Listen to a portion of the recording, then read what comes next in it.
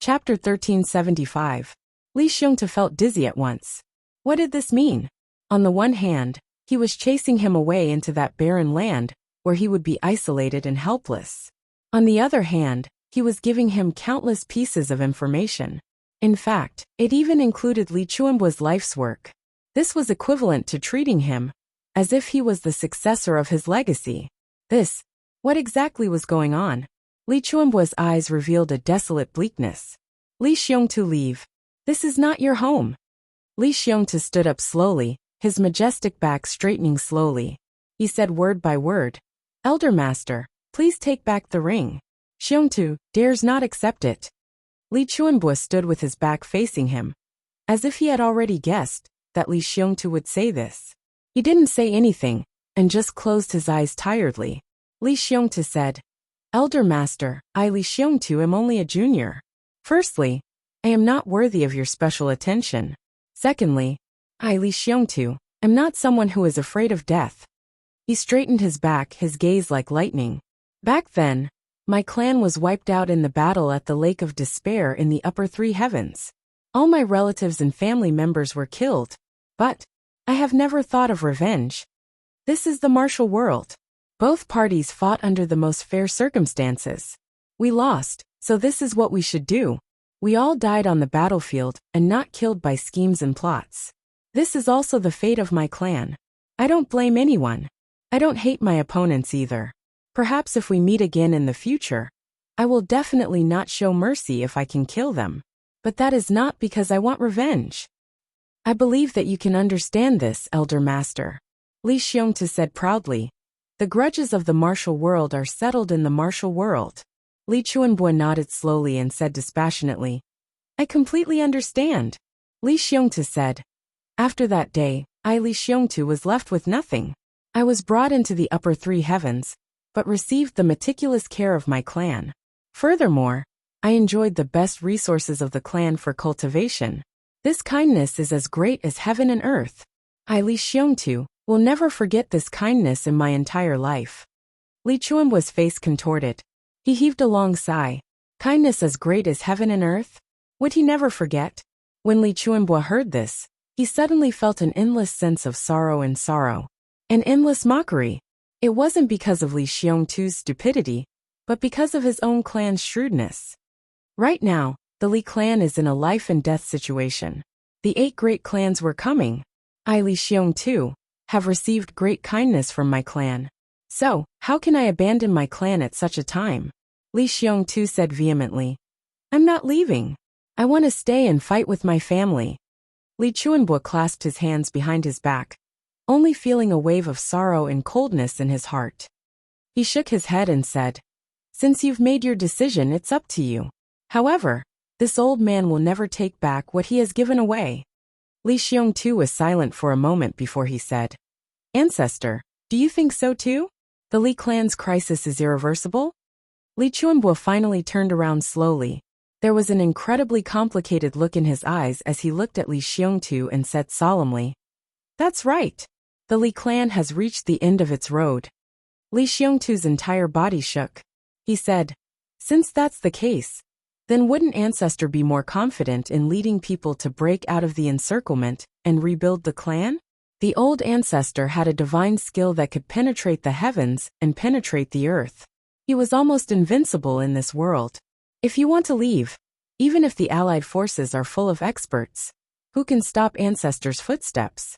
Li Chuanbuo stared at Li Xiongtu for a moment, the admiration in his eyes growing stronger and stronger. Finally, he shook his head and smiled bitterly. With a wave of his hand, a stool appeared below him. He actually sat down slowly and said, Since that's the case, I'll talk to you. With Li Chuanbuo's cultivation, he didn't need to sit at all. He could stand for a year. However, he showed such friendliness. That was a way of showing that he completely approved of Li Xiongtu. However, Li Xiongtu was insensitive and didn't realize what Li Chuanbuo's sitting meant at all. Behind him, Meng Huanhuan rolled her eyes helplessly, expressing a serious sense of helplessness towards her lover's dullness. It's already been 10,000 years since this old man founded the clan single-handedly. Li Chuanbuo smiled and said, At my age and my level, Do you think that I will still be like a stray dog, struggling to survive in the pugilistic world, struggling to survive in the cracks of the pugilistic world? This old man can no longer afford to lose that face. Li Chuanbo smiled lightly. This is one of the reasons. Li Xiongtu frowned. After thinking for a while, he finally understood. He said, Xiongtu understands how ancestor feels. Li Chuanbo nodded and smiled. There's one more thing. This old man contributed greatly to the rise of the Li clan. However, for the Li clan to fall to its current state, this old man is equally unforgivable. Also, Li Chuanbo closed his eyes and exhaled softly.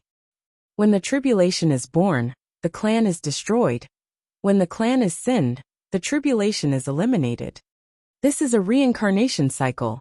It's also the price to pay for the clan's tribulation. The tribulation established a peaceful world, and those who came after the tribulation disrupted the peaceful world. Then the new tribulation will destroy the old. This is the cycle of the heavenly Tao. Retribution is not pleasant. Even if I escape, I won't be able to escape this cycle. Since that's the case, why should I escape? All these years, the various sins of the Li clan can be said to have arisen because of me. If I don't face the tribulation, who will? If I don't face the tribulation, how can the tens of millions of vengeful souls that the Li clan has created in the netherworld rest in peace? I can only decay together with the clan, because I am Li Chuanbo, the founder of the Li clan. Li Chuanbo smiled lightly. Only my death can erase all these traces. He shook his head. You don't understand these. At least you can't comprehend them now. Li Xiongtu seemed to understand but not fully. He only felt as if he was in the clouds, and could only nod his head in confusion. He indeed didn't understand.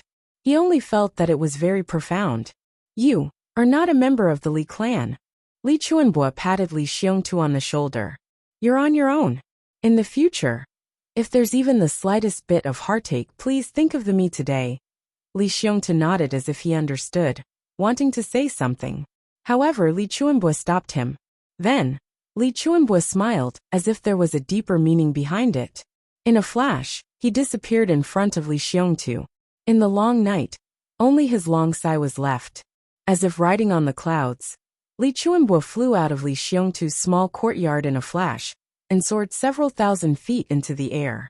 Standing in the air with his hands behind his back, he looked at the land under his feet that he had devoted his life to and sighed deeply. He only felt a stuffy feeling in his chest, and almost had the urge to cry. It was finally going to end. Moreover, the last effort that he had made. Obviously it had also failed. Li Xiongtu didn't leave. If he didn't leave, all of Li Chuanbo's thoughts would vanish into thin air. Li Chuanbo couldn't be sure if Li Xiongtu was tribulation. However, he could sense that there was a special characteristic on Li Xiongtu that was completely different from the Li clan. This special characteristic, whether it was in his speech, temperament, or his daily actions, gave people the feeling that he and the Li clan were people from two different worlds. Especially today, when Li Xiongtu refused to leave just like that. It made one's heart tremble even more. However, Li Chuanbo knew that such sentiments from Li Xiongtu definitely wouldn't affect Li Wubo, Li Ju, Li Batian, and the rest at all. They would only think that Li Xiongtu was a fool. As for other things such as being touched, grateful, admiring or sympathizing with him, definitely not. Li Chuanbo was well aware of all of Li Wubo's plans. Even at the last moment of the Li clan, when Li Xiongtu, Li Ju, and Li Batian escaped together, Li Xiongtu was definitely the one who was the most seriously injured. Moreover, Li Ju and Li Batian would definitely lay their hands on Li Xiongtu at a certain point in time. From there, all the truth would be revealed. By then, Li Xiongtu would definitely be bitterly disappointed. By then, the Li clan would truly be done for. If he left on his own now, perhaps in the future, on account of their current relationship, the Li clan would still have a chance to turn things around. However, if he didn't leave, he would truly push the Li clan into a bottomless abyss. By then, the Li clan's bloodline would be completely wiped out from the heavenly layer continent. Even if Li Xiongtu could survive in the end, he would definitely not admit that this Li of his had anything to do with the Li clan. The Li clan would be cut off from then on. However, Li Chuanbua had no other choice now.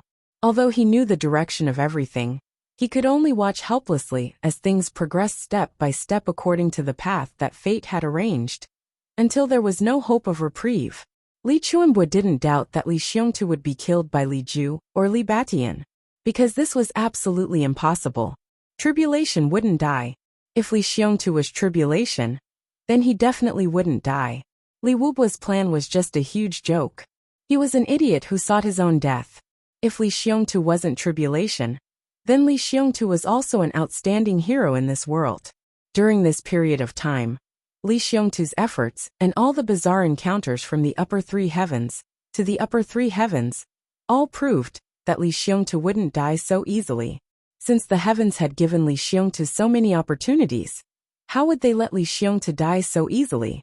Based on Li Chuanbua's experience of more than 10,000 years, no one who was especially favored by the heavens would die so easily. This was a law.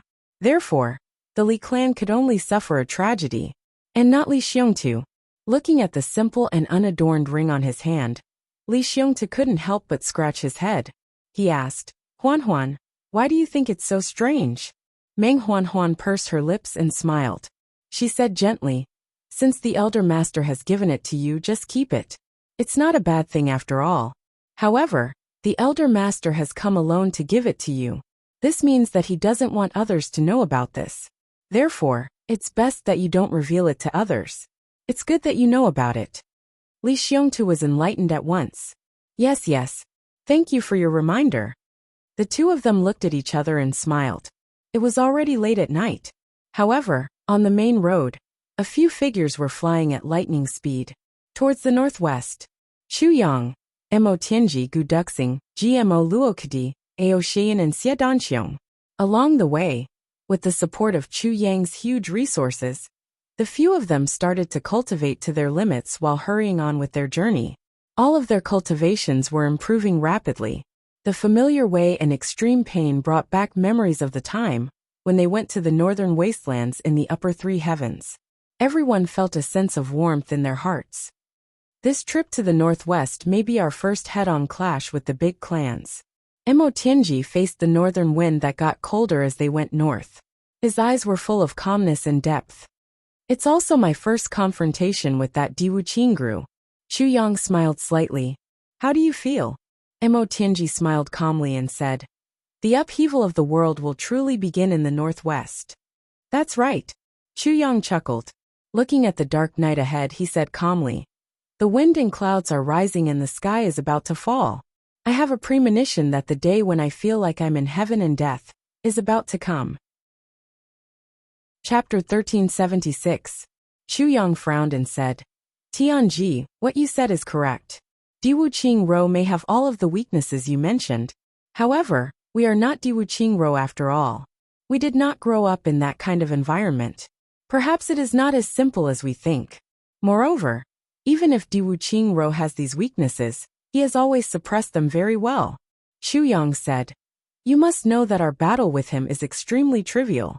It is absolutely impossible for every step to be a great battle that can lead to a dead end. In other words, the weaknesses you mentioned will not appear at all in Diwu Qingro's usual schemes." "Of course."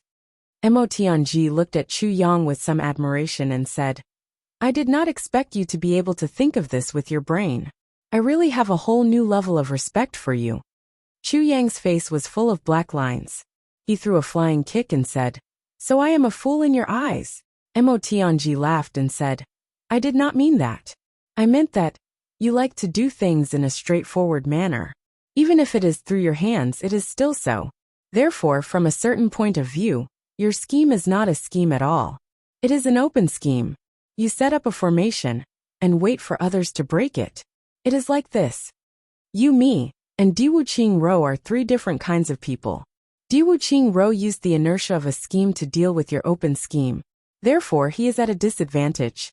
The flames of war in the lower three heavens have already risen. The overall situation is chaotic. He cannot make any changes. Therefore, you succeeded. However, if you give him time, I still believe that you will not be able to defeat him."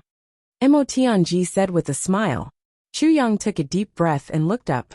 He recalled the battles in the lower three heavens. He had to admit that Mo Tianji's words were reasonable. Those so-called schemes of his were almost no real schemes. Every one of them was clearly placed in front of the other party. This point. It was absolutely true. However, whether it is me or Diwu Qingro, we cannot use your kind of scheme.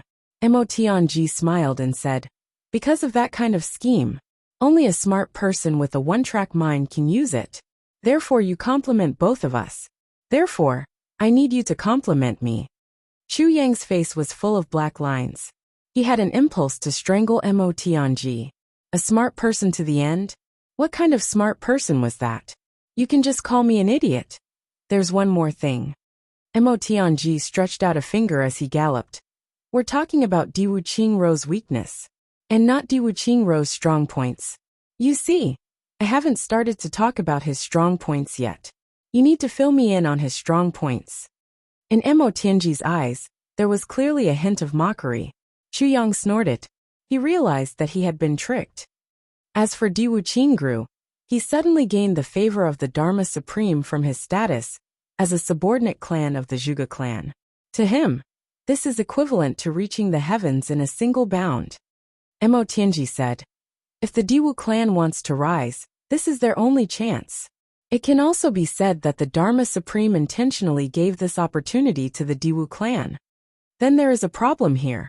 Mo Tianji said. Why did the Dharma Supreme give this opportunity to Diwu Qingru, and not given to the other families? In fact, the Dharma Supreme himself could even lead this war. Sending a law enforcement officer with a lofty status would have allowed him to take all the glory for himself. However, the Dharma Supreme had given it to Diwu Qingru. Why? Mo Tianji said. There is a question here that I will put aside for the time being. That is, what is the relationship between the Dharma Supreme and Diwu Qingru? Chu Yang frowned. I remember telling you before that the Dharma Supreme is a tribulation of the same generation as Diwu Qingrou's ancestor. He has specially taken care of the Diwu clan. Mo Tianji snorted and said, only someone like you, would believe such a statement. The Dharma Supreme and the Diwu clan's ancestor are of the same generation. Then his own grandson should also be. Then why didn't he support his own family back then? Instead, he watched his own family get destroyed but kept the Diwu clan alive? There is such a reason. You actually believed it. Mo Tianji was somewhat speechless. Although it doesn't hurt the big picture, I believe that there must be a reason for this. And this reason may not be important. But if it is, it can affect the overall situation. Chu Yang's back was full of sweat. He felt a little creeped out. He muttered, if I could only save one of the two clans back then. Mo Tianji stared at him and said, what would you do? Cold sweat seeped out of Chu Yang's forehead. He said with difficulty, I would bring the important figures of my brother's family back to my own family. To protect my own family. Chu Yang finally realized that he, who had always prided himself on being unparalleled in loyalty, was also absolutely selfish at this time. He absolutely couldn't abandon his biological parents and biological children to protect other clans. The only thing he could do was to try his best to protect the important people of other clans. However, the clan he chose in the end was still his own clan. You don't have to be ashamed. Mo Tianji said. If you don't even care about your own parents, wife and children, are you still human? Even if you protect the world, what's the use of that? Chu Yang nodded and said, that's right. But no matter what, human selfishness can't be avoided at any time. Mo Tianji nodded. Yes. Haha. If even you, the righteous tribulation sword master, can't be so noble, then can that Dharma Supreme really do it? This is tantamount to a huge joke. That's why I didn't believe it at all. Mo Tianji said. In the story that you told me, when the Dharma Supreme suddenly appointed Diwu Qingru as the commander-in-chief, I even suspected that the Dharma Supreme you spoke of was the one who had planned everything back then, Diwu Chouchang, and not some Lu Long. Chu Yang's expression changed. He suddenly stopped in his tracks, dumbfounded. On the other side, Mo Tianji, who was speeding, did the same. The master of calculation and manipulation was shocked by his own speculation. When he said it, Mo Tianji was just making a vague assumption. But The moment he said it, Emotianji felt as if his brain was struck by lightning.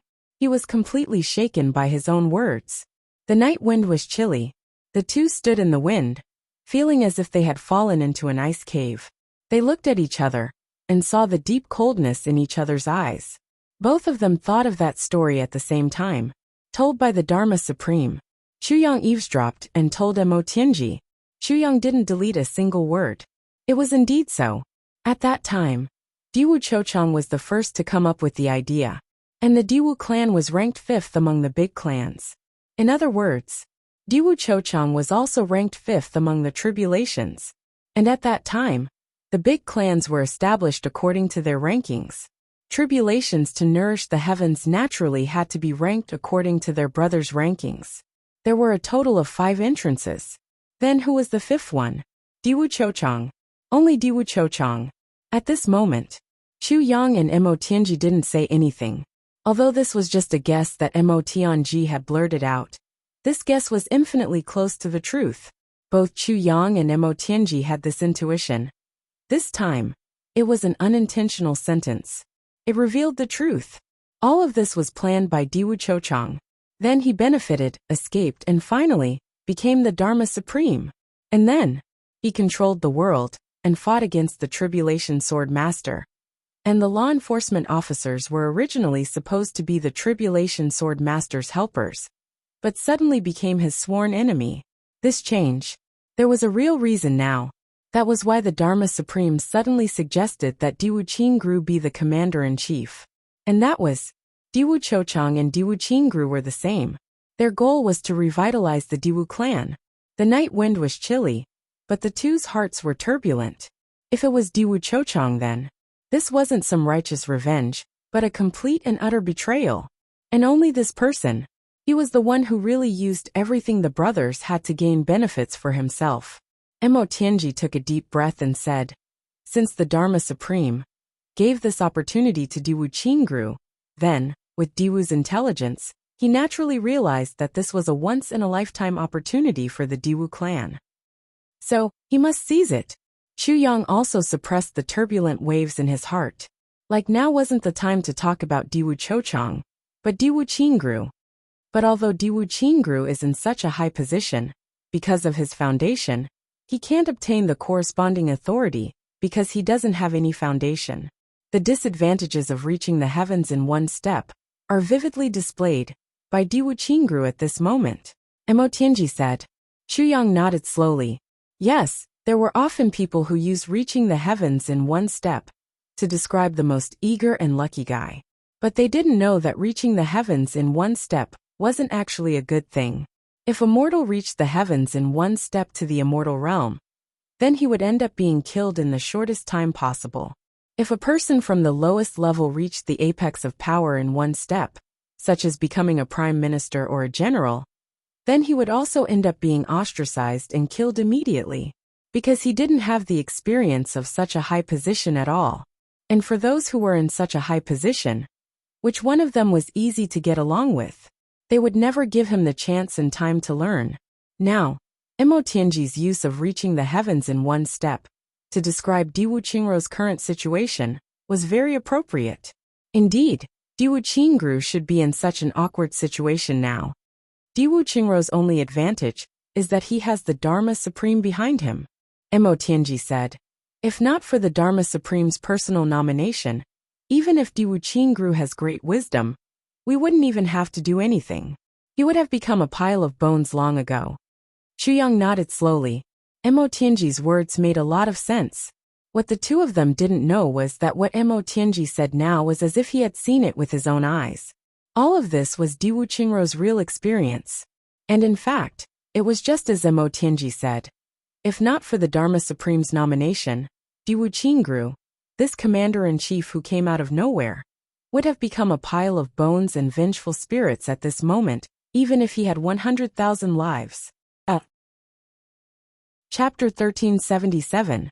On the other hand, it was also because of the Dharma Supreme's strong nomination that Diwu Qingru was collectively rejected. Therefore, the nomination of the Dharma Supreme can only serve as a protective talisman here. Therefore, The higher-ups of the big clans and law enforcement officers are not convinced by Di Wuqingru. In fact, they even look down on Mo Tianji said in a heavy voice. Therefore, the allied forces appear to be very powerful. But they are still in a state of disunity if you look at them separately.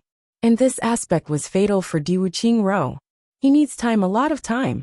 It won't be difficult for Di Wuqingru to reverse the situation and establish his prestige. With his wisdom, he will be able to do it as long as he is given enough time. However, if he wants to build up the power of the Diwu clan in this battle, it will take a longer time. Xu Yang pondered and said, Indeed. With Di Wuqingru's ability, it wouldn't take a lot of brainpower for him to change everyone's opinion in such a complicated situation. As long as he was given a bit of time, he would be able to do it with his superior intelligence. If he wanted to turn these forces that had been brainwashed by the big families into his own, it would be an extremely difficult task. Mo Tianji said. Therefore this time, the existence of the Li clan is an opportunity for Di Wuqingru. Di Wuqingru will definitely not let the Li clan be destroyed too early. He needs the Li family to continue existing. Only then can he gradually show his edge on this excellent whetstone, conquer everyone's hearts, build his own strength, and plan the grand blueprint of the fifth family. After that, he is willing to destroy the Li family. Xu Yang suddenly understood. So this was Mo Tianji's real plan. So this time, I'm a little conflicted. Mo Tianji frowned and said, The 8 super clans have mobilized too many forces in this encirclement. This is a great opportunity for us to figure out the actual situation of the enemy and see Di Wuqingru clearly. However, if we delay for too long and Di Wuqingru's power takes shape, it will be a disaster for us. If it wasn't long, you won't be able to see anything, and you won't be able to gain anything either. Xu Yang interrupted. So we have to set a relatively safe time period for us. If we exceed it, we have to ignite the conflict and then trigger a decisive battle. Let them fight to the death. Yes, Mo Tianji said. This is the only way. But how to grasp this point is very difficult to say, and sometimes, even if it has reached this point, it's not something we can fight just because we want to. Mo Tianji said. That's why I insisted. We have to get there. If we don't go, then, under the influence of the Dharma Supreme, we will not be able to do anything. Then Di Wuqingru's strength will truly take shape on a large scale. Xu Yang nodded. He understood what Mo Tianji meant. If the big clans fight for themselves, then they won't be afraid. A tiger that had been separated. It was definitely not as scary as a pack of wild wolves. But if the big clans really formed a rope with a peerless commander, like Di Wuqingru as the core, then what awaited Xu Yang and Brother Jia was absolutely a disaster. An unimaginable disaster. Night Wind. Mo Tianji sighed helplessly. It's a pity that the Dharma Supreme took action too early this time. If he used Di Wuqingru as the commander-in-chief and delayed it for 1 or 2 years to let our strength grow, then I would have 100,000 ways. I would have a 10,000% chance of destroying the big clans, Di Wuqingru, and the law enforcement officers, while they're not on good terms with each other. I even have the confidence to divide the power of the big clans into 10 parts again, and easily nibble away. It's just a small trick. But now, faced with such a heaven-sent opportunity, our strength is not enough. Mo Tianji sighed deeply again. It's such a pity. It's indeed such a pity. Xu Yang also sighed. What Di Wuqingru was facing now, and the big movements of the big clans, law enforcement officers and blood payers, plus the situation of the Li clan, was indeed a great opportunity. It was just a pity. They took action too early. Mo Tianji sighed and glared at Xu Yang with some dissatisfaction. It's all your fault. You're not the type to play tricks. Why did you blindly interfere? I spent so much effort to create a Li clan, and wanted to detonate it at the right time. But you're already setting off fireworks before the new year. Minister Chu immediately felt that he was in the wrong, and instantly lowered his head. Because this situation seemed to be created by Sword Master Chu, Xu Yang was speechless. When he proposed this idea, Wan Renjie and the others were all full of praise. They praised him for being a natural schemer. But now, It seemed that he had completely ruined Mo Tianji's plan. His proud work, in Mo Tianji's eyes, was actually blindly interfering, and the Dharma Supreme and Di Wuqingru were obviously good at seizing any opportunity. Once such a thing happened, how would they give Brother Jia time to grow if the two big think tanks unintentionally worked together? The Dharma Supreme did it without any hesitation, and Di Wuqingru's acceptance was similarly resolute and decisive. Minister Chu smiled dryly and said, "Brother-in-law, we're in a hurry. Well, the night is deep and the road ahead is vast. The stars are shining, the sun is shining brightly and the flowers are fragrant." Mo Tianji rolled his eyes and sighed helplessly. Now that things had come to this, they could only take one step at a time. Just as they were about to move, the two of them suddenly felt a light before their eyes, as if something had happened. The two of them couldn't help but turn their heads. Ahead, the exclamations of Gu Duxing and the others could be heard. Looking at the sky, all of them were dumbfounded and speechless. Far away in the east, an incomparably magnificent and spectacular phenomenon appeared. A beam of red light shot up into the sky. The red light was dazzling and went straight up into the heavens. It was as if the sky, which was still under the night sky, had been split open. If not for the fact that this beam of red light was rising in a straight line and not spreading out in all directions, the brothers would almost think that the sun had come out in advance. Then, there was a crisp sound that shook the heavens. This clear cry was extremely clear, resounding and resounding. It didn't seem to be very loud, but the winds and clouds of the whole world moved along with this sound. The clouds that were illuminated by the stars in the sky were turned into colorful clouds by this beam of red light at the same time. Like pieces of colorful cotton wool, they quickly scattered in all directions. Then, even more colorful clouds gathered from all directions, desperately gathering toward the place where the red light shone. The sky at that place instantly turned into a rainbow of colors. The sound of wings flapping could be heard in the air. Countless birds of all shapes and sizes flew toward the place where the red light was at with all their might. A moment ago, they could only see birds flying toward them from afar. The next moment, they had already flown far away over their heads and left. This kind of speed was something that even flying birds had never achieved before. One could imagine what kind of irreparable damage these birds' bodies would suffer after experiencing such a flight that exceeded their limits. But these birds didn't care at all. In fact, they were very excited, as if they had encountered a huge ceremony that was hard to come by in 10,000 years, or as if there was a huge opportunity ahead of them that was hard to come by in 1,000 years.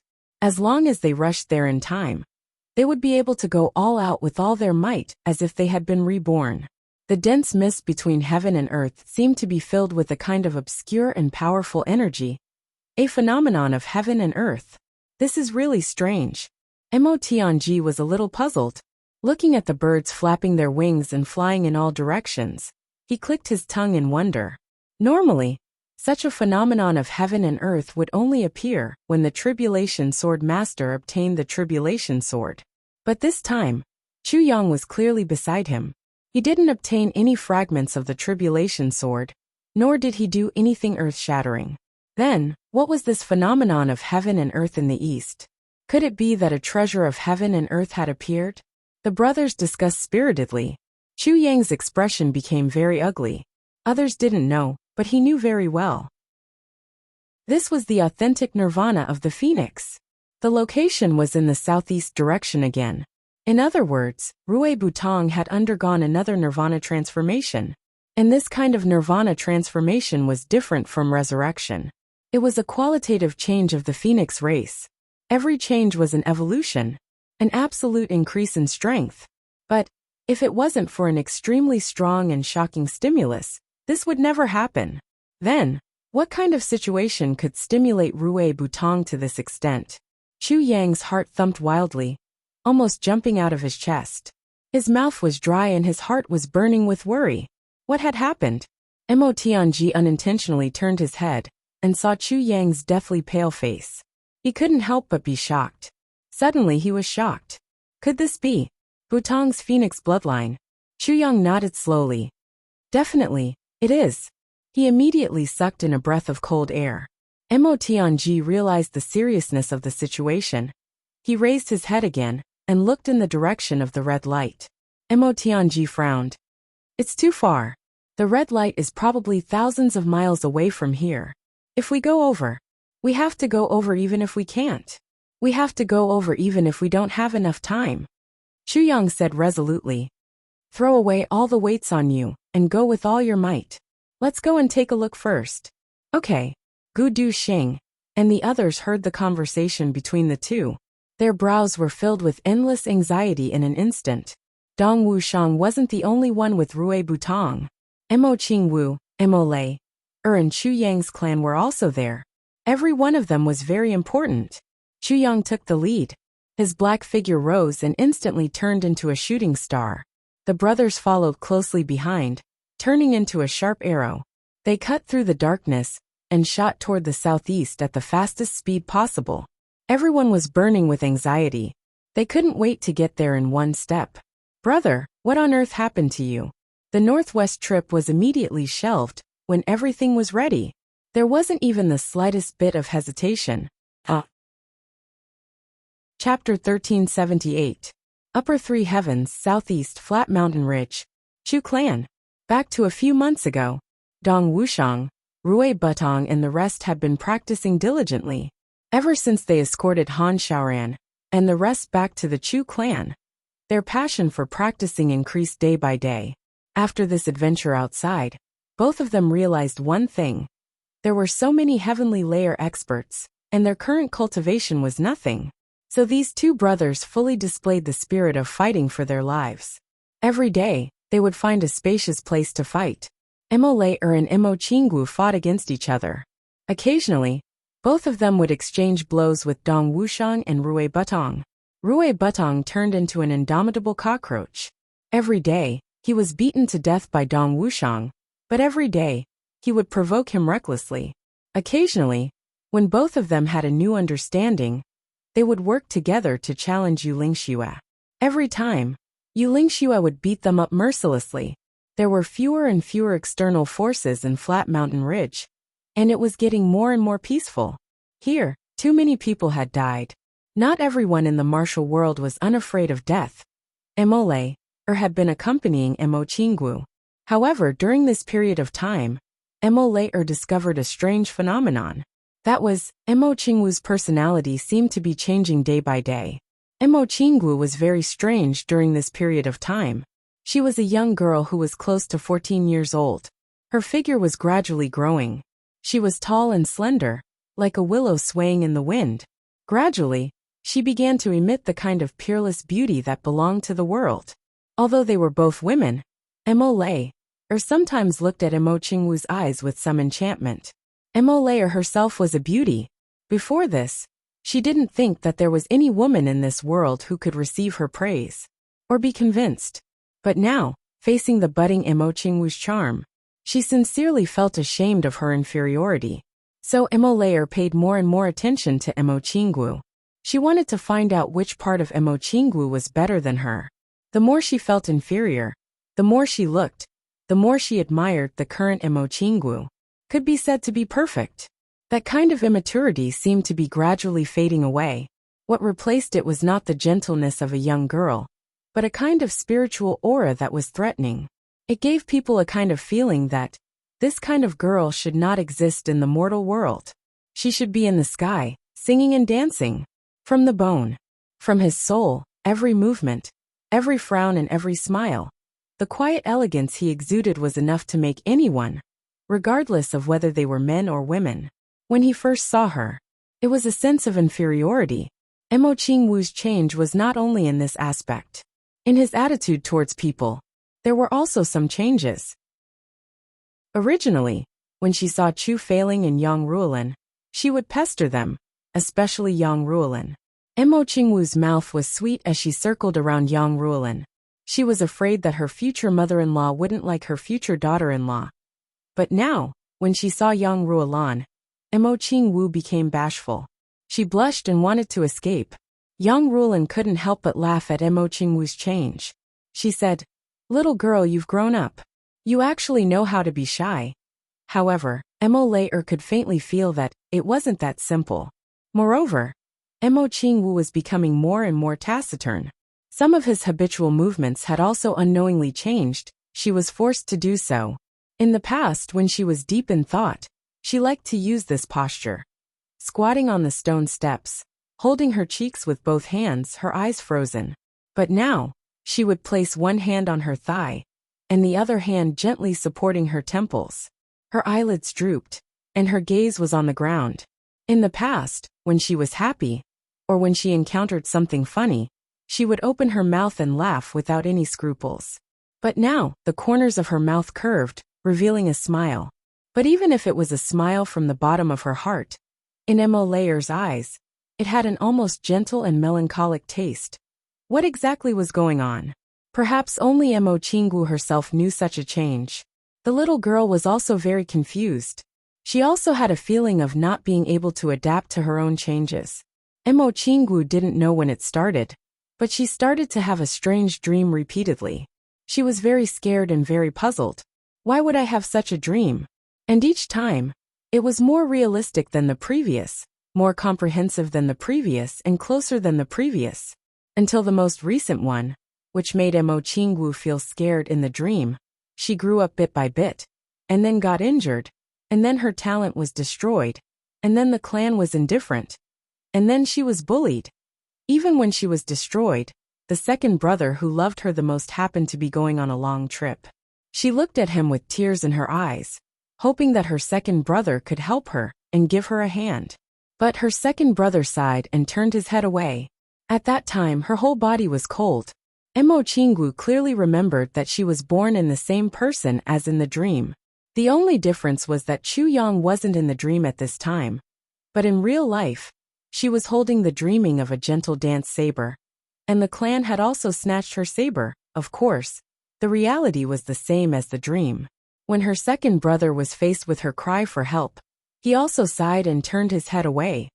Or maybe it was because of this that I was very dissatisfied with second brother, and very disappointed, Mo Qingwu said to herself. Then when she finally grew up, it was a few years full of darkness. Suddenly, a clan proposed to the Mo clan. They wanted to marry her.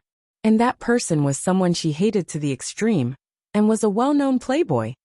How could Mo Qingwu be willing to marry such a person? So, Mo Qingwu chose to ask her second brother for help. At that time, her second brother was in the Tsonglan battlefront. After her letter was sent out, there was no reply. Then, the woman who had been following her second brother came back. She told her, "Give up, second master is very busy. How can he have time to care about your matters?" That woman, in reality in this life, was eldest brother's woman. She was sent to second brother's side, but she was controlled by second brother. But in the dream, the news she brought made her all disheartened. From then on, she didn't miss her clan at all. Her mother was also begging her to marry him, so Mo Qingwu was completely disheartened. She chose to escape. At that time, she chose to escape from the clan in the dream, and found a place not far away to hide. She thought, if the clan is anxious, if father is sad and upset, then she would rather suffer and get allies for the clan, and just marry over. But no, father wasn't anxious. After she went missing, he just did a hasty search. 2 days later, he told the clan that she was missing, and then chose another woman from the clan to marry over. From then on, he didn't care about her at all. From then on, she was completely disappointed in the clan. So, from then on, she wandered the world. Finally, one day she wandered the world. In a purple bamboo forest, she found a lonely swordsman. His name was Chu Yang. This lonely swordsman, he had the same name as brother Chu Yang in this life. In the dream, Mo Qingwu even had such a feeling. And they looked the same too. Both of them were lonely people. They were like two lone wolves who had been alone in the desert for a generation. Now they had finally met. Mo Qingwu suddenly had a feeling of empathy. Every time she saw this lonely person, she seemed to have a kind of comfort in her heart. So, she felt more and more that this person was very pitiful, and wanted to comfort him. Then, after the two of them separated, she still missed him from time to time. Is he as helpless as me now? Finally, once again, when she went to the purple bamboo forest that she liked the most, she met him again. At that time, he seemed to be missing something very fragile. So she comforted him casually. But when he looked up at that time, the despair and a little bit of tenderness in his eyes struck her heart like lightning. She told him her name. The two of them became familiar with each other. Then, perhaps because she wanted to comfort him, or because of some other reason, she said, "Don't be sad. Why don't I dance for you? My mother said that a daughter should never dance for the rest of her life. Be careful that one dance will be bitter for the rest of your life." But at that time, she wanted to dance for him. Even if one dance would be bitter for the rest of her life. The moment her red dress fluttered, she clearly saw the appreciation, tenderness and a kind of doting in this person's eyes. It was this kind of doting that conquered her in that instant. This person was a swordsman. He believed in a heartless swordsman. He couldn't reach the peak of love. So right from the start she said, "I can't hurt you. I just want to practice the sword. Please leave." But she was very persistent. "Even if you don't want me, I am willing to use my loneliness to warm your loneliness." So she said, "I'm willing to let you use me to practice the sword. Even if you crush my love. If you can get the essence of the sword that you want from me, I'm willing." When two lonely people were together, they were no longer lonely. "I'm giving, not for you to accept me, or to hurt me. I just want to give for you. I'm also willing to be hurt by you." So step by step, they were entangled, separated and reunited again and again. That heartless person took up all the space in her heart step by step. However, he still couldn't forget the fact that he had to avenge his master, his junior brother, and his sect. He was burdened with a monstrous blood feud. He could even feel that the bitterness in his heart was so thick that it could melt into juice at any given moment. She had a feeling that if he continued to torture himself like this, sooner or later, he would collapse. He hugged his sword when he slept. Every day when he had nothing to do, his eyes would look at his sword with such concentration. His sword was all his hope for revenge. She was very curious. Could it be that to a man, a cold sword was actually more beautiful than a beautiful woman? Am I more beautiful? Or is the sword more beautiful? He often woke up from his dreams and shouted, "I'm going to kill all of you." Every time that happened, she would use her arms to hug him tightly until he calmed down. Every time that happened, her heart would ache so much that she would cry for this man. Today was the birthday of Lone Wolf in the Forest. Alliance Master Lone Wolf had been supporting him since the opening of the book. He had never left and had taken great credit for himself. "Here, I wish Alliance Master Lone Wolf a happy birthday. Every year, there will be a day like this. For my brother, I'm asking for birthday greetings from everyone. Thank you. G." Chapter 1379. Then after giving up all her feelings, Mo Chingu realized that what she wanted was not just simple giving. A woman needed someone to rely on in her life. And this person had already become her reliance. But that lonely swordsman still chose to leave heartlessly. He wanted to break through the merciless barrier of the sword path and turn himself into a cold sword to avenge his master and junior. She begged him. But he left in the end years of separation and reunions, years of mutual harm, years of finally, after he rejected her, she left with a broken heart. She met with an ambush on the way. He rushed over with all his might, but she had no strength left. But who would know how satisfied she felt when she laid in his arms and saw him crying anxiously. But she still had regrets in her heart. Was she more important, or was the sword more important? Was she prettier, or was the sword prettier? The pride in her bones did not allow her to bow down to a sword. So she struggled and said to him, "I am prettier than the sword." This sentence was originally to ask, "Chu Yang, am I prettier than the sword?" But when I saw him nod his head vigorously with tears in his eyes, I was satisfied. I did not say the last word. Mo Chingu sat on the stone steps and recalled her dream. Her delicate face was full of confusion. "I have had this dream countless times. Why? If someone knew about Mo Chingu's dream and looked at Mo Chingu's expression now, they would realize that the current Mo Chingu was exactly the same as herself in her dream. That kind of gentle expression of waiting again and again, night after night, Mo Qingwu woke up from her dreams with a start.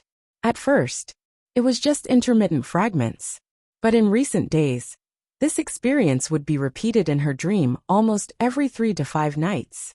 It was a complete repetition. Mo Qingwu was really scared. What was going on? Why was it that her dream and reality were clearly the same person, but their experiences were so different?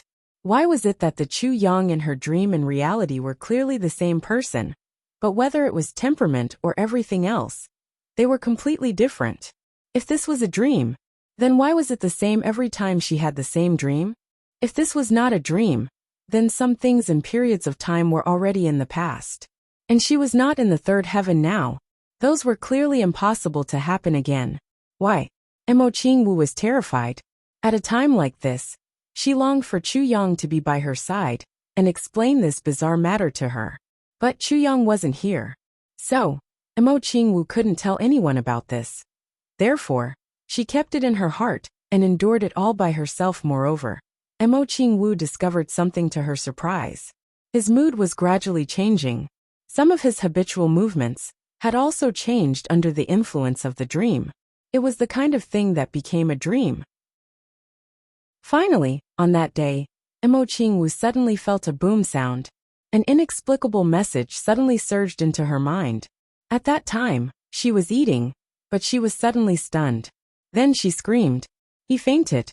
Then, everyone seemed to have received a clear message. The heavens passage had opened. The Calamity Sword Master had obtained the Calamity Sword fragment.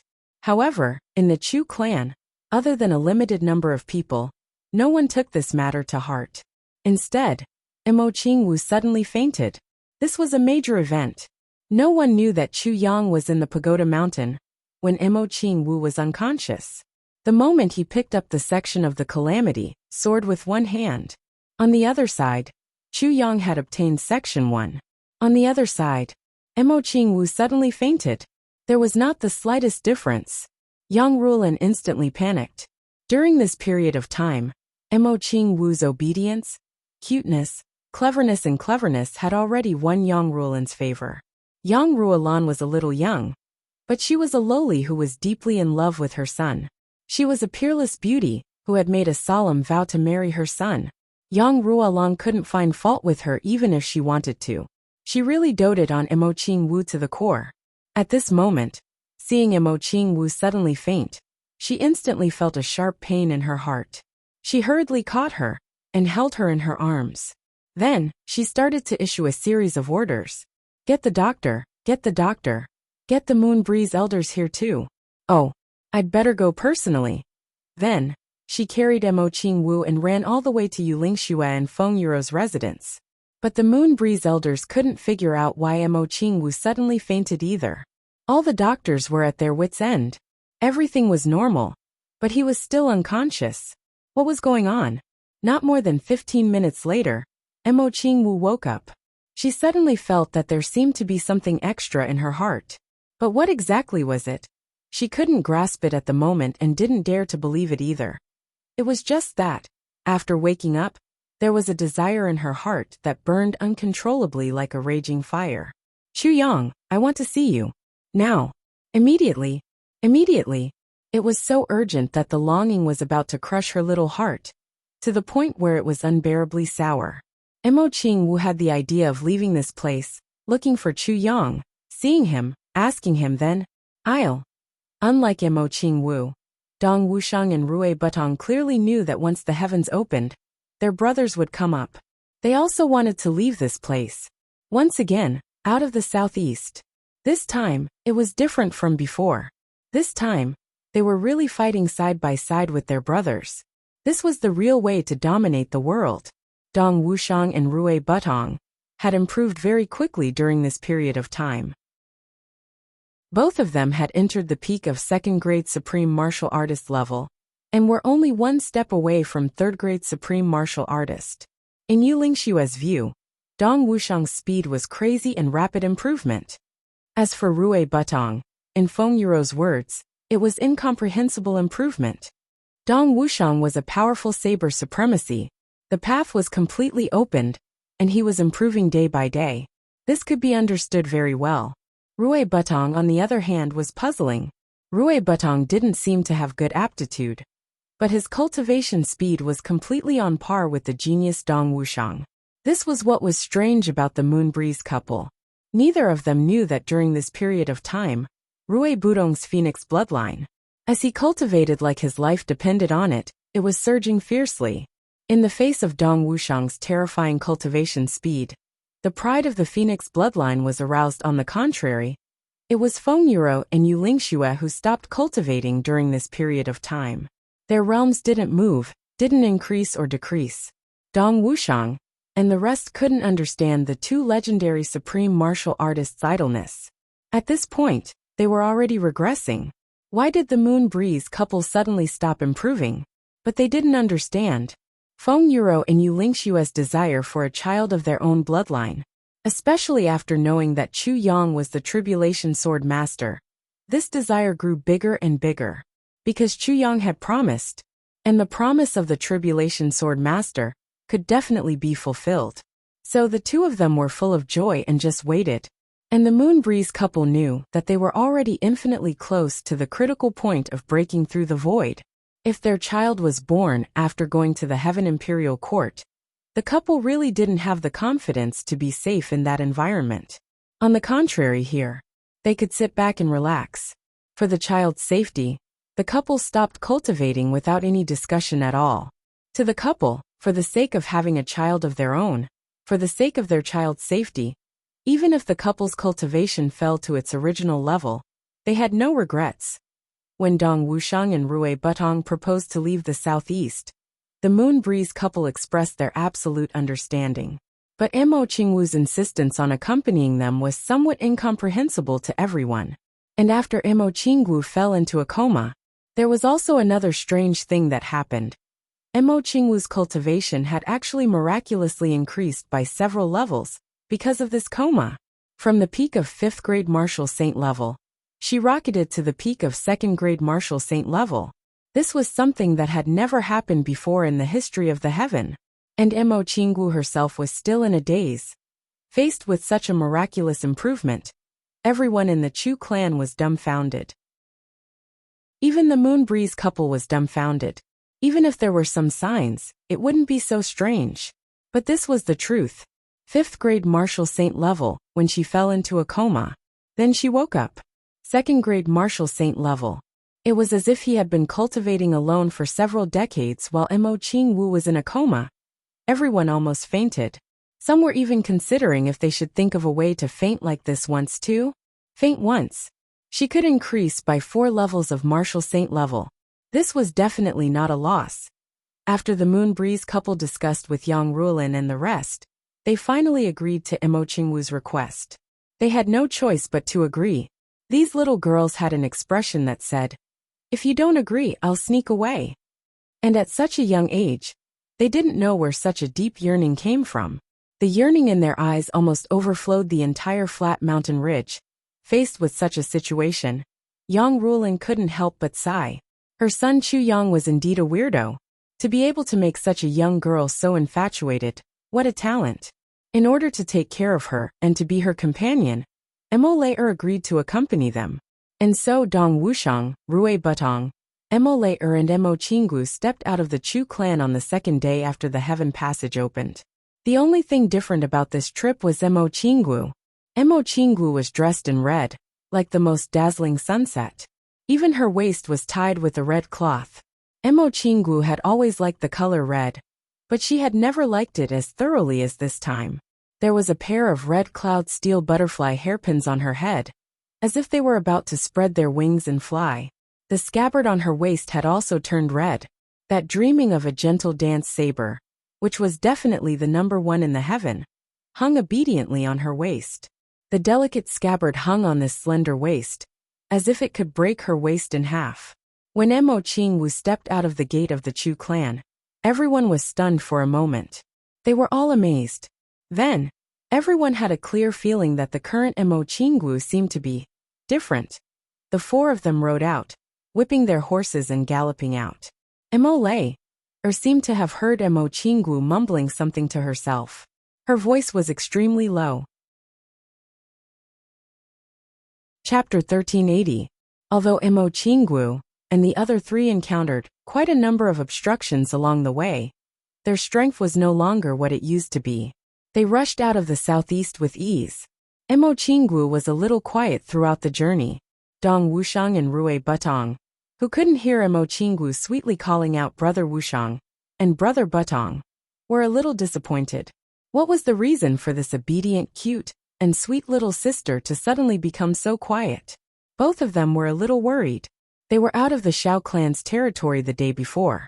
Everyone also quietly heaved a sigh of relief. Along the way, they were most concerned about the Xiao clan's movements. Since there was no movement from the Xiao clan, the four of them were still full of confidence in dealing with other forces. This night, they camped in the wilderness. Xiaowu, what's wrong with you? Dong Wuxiang took the time to ask. I'm fine. Mo Qinggu smiled lightly. You've been very strange recently. Dong Wuxiang's rough face was full of worry. Mo Qinggu smiled slightly. I'm really fine. Second brother Dong, you've been brothers with Chu Yang for so long. Tell me what happened between you two. Dong Wuxiang was a little stunned. He really hadn't heard the term second brother Dong for a long time. Also, why was Mo Qinggu interested in those things? However, since Xiaowu wanted to hear, and it was something that even Dong Wuxiang himself couldn't forget, Dong Wuxiang was naturally happy to tell her. Therefore, the topic was pulled far away by Mo Qinggu's simple and ingenious words. Mo Lei, who was at the side, rolled her eyes helplessly. She was completely speechless at Dong Wuxiang's failed attempt to get information out of him. Back then Dong Wuxiang began to narrate excitedly. Rui Butong also leaned over to listen, occasionally chiming in to add a few words. Mo Lei was even more helpless. Go and ask Mo Qinggu what was wrong. This was what Mo Lei secretly told Dong Wuxiang and Rui Butong, because these two had been in contact with Mo Qinggu for a long time, and had always been respected by her. Therefore, out of concern, Mo Lei sent the only two generals she could use over. Who would have thought that before she could even finish asking a question and get an answer, it would turn into these two idiots blowing their own trumpets? Mo Lei held her head in her hands. He silently looked at Dong Wuxiang and scolded him in his heart. Can this guy still have some intelligence? Mo Qinggu listened to their stories with great interest. She didn't even blink and was often deep in thought. This made Dong Wuxiang even more excited. Among his brothers, Dong Wuxiang could be said to be one of the most clumsy talkers. Listening to his stories was extremely boring. Mo Qinggu had previously rejected Dong Wuxiang because of this matter. But today, he was actually listening so intently. How could Dong Wuxiang's confidence not increase greatly? He even thought to himself, I do have some talent for storytelling. They would have children in the future. So I told her stories to coax her. He didn't notice that Mo Lei was already speechless because of his stuttering narration. In that case, Chu Yang is still quite sentimental. Mo Qinggu suddenly said without rhyme or reason. Dong Wuxiang and Rui Butong were speechless. Why did he suddenly say such a thing? Wasn't that obvious? In this world, she had never seen anyone who valued relationships more than Chu Yang. Why did Mo Qinggu, who was the most infatuated with Chu Yang, say such a thing? Of course, Dong Wuxiang said affirmatively, Chu Yang values relationships. This is recognized by the brothers. Mo Qinggu was deep in thought. She blinked and said, in that case, he is not a heartless person. Dong Wuxiang and Rui Butong were speechless. Rui Butong reached out a hand and touched Mo Qinggu's forehead. Little Wu, do you have a fever today? Why are you always talking nonsense? Mo Qinggu's eyes flashed. She smiled lightly. Why is he not a heartless person? Dong Wuxiang and Rui Butong were dumbfounded for a long time. They made a decision at the same time. Don't talk to this little girl whose brain is suddenly in a knot. This girl is already unreasonable now. The two of them wiped away their cold sweat and retreated. Fortunately, Mo Qinggu didn't continue to pester them. Instead, she smiled affectionately, as if she was very satisfied. Then, she sat under the roots of the tree, lowered her head and placed the dreaming of a Qingwu saber on her lap. She stroked it gently. An intoxicating smile appeared at the corners of her mouth. Dong Wuxiang and Rui Butong hurriedly turned their faces away. The little girl's smile was really lethal. The two of them were almost stunned. Rui Butong went hunting while Mo prepared to barbecue and cook. Just as they were preparing, they saw Mo Qinggu also walking over. Go and rest. Mo ordered with an unquestionable identity as an elder sister. Little girl, why are you here? Mo Qinggu showed an elder sister's smile and said, let me do it. Mo's mind was in a mess. With a clang, the dark saber in Dong Wushang's hand fell to the ground. His eyeballs almost popped out. He had known Mo Qinggu since the lower three heavens. When had he ever seen this little girl cook? Every time. It was when someone else was cooking. She would wait with a greedy look. After it was done, the little girl would always sweep the food clean with both hands, eating until her hands and mouth were full of oil. She couldn't stop praising. So delicious. So delicious. Then after eating, she would hold her little belly and sigh. I ate so much again, what should I do? Now, this little girl actually wanted to participate in cooking? Mo was pushed aside by Mo Qinggu in a daze. Then, they watched Mo Qinggu collect the dead branches, and then skillfully set up a rack. It was actually extremely standard. Then she skillfully lit the fire. There was actually no smoke, and the fire was lit. Dong Wushang and Mo were shocked. This was easy to say, but to really do it, one had to be experienced in the martial world. Not to mention Mo Qinggu, this young miss who had never done any household chores smack. Rui Butong, who had just returned, was shocked to see Mo Qinggu busy. The 4 hairs in his hand fell to the ground with a thud. The hairs were still alive. Instantly, one scurried to the left and the other to the right. Rui Butong actually hadn't reacted yet. Right at this moment, Mo Qinggu took a big stride forward, grabbed the hairs by the neck with one hand, and threw them out, smashing the other one to the ground. Both hairs passed out at the same time. She did the same with the other hand. In an instant, the 4 hairs passed out on the ground. This was even more the way an extremely experienced veteran would deal with a problem in such a situation. Knock the hairs unconscious instantly, but not kill them, so as not to affect the meat quality. Dong Wushang exclaimed. This is really unbelievable. Mo nodded in a daze. Then, Mo Qinggu picked up the hairs and went out slowly. She found a place where there was no wind, cut open their bellies, skinned them and cleaned them. Then, she brought them back, strung them up with branches, and hung them over the fire. Then, she started to sprinkle various seasonings on the rabbit meat skillfully.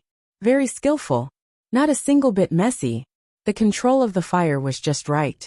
Not long after, a strong fragrance began to spread. Drops of grease fell onto the fire. It filled the barbecue with even more flavor. When this strong fragrance came out, Mo almost wanted to hide her face.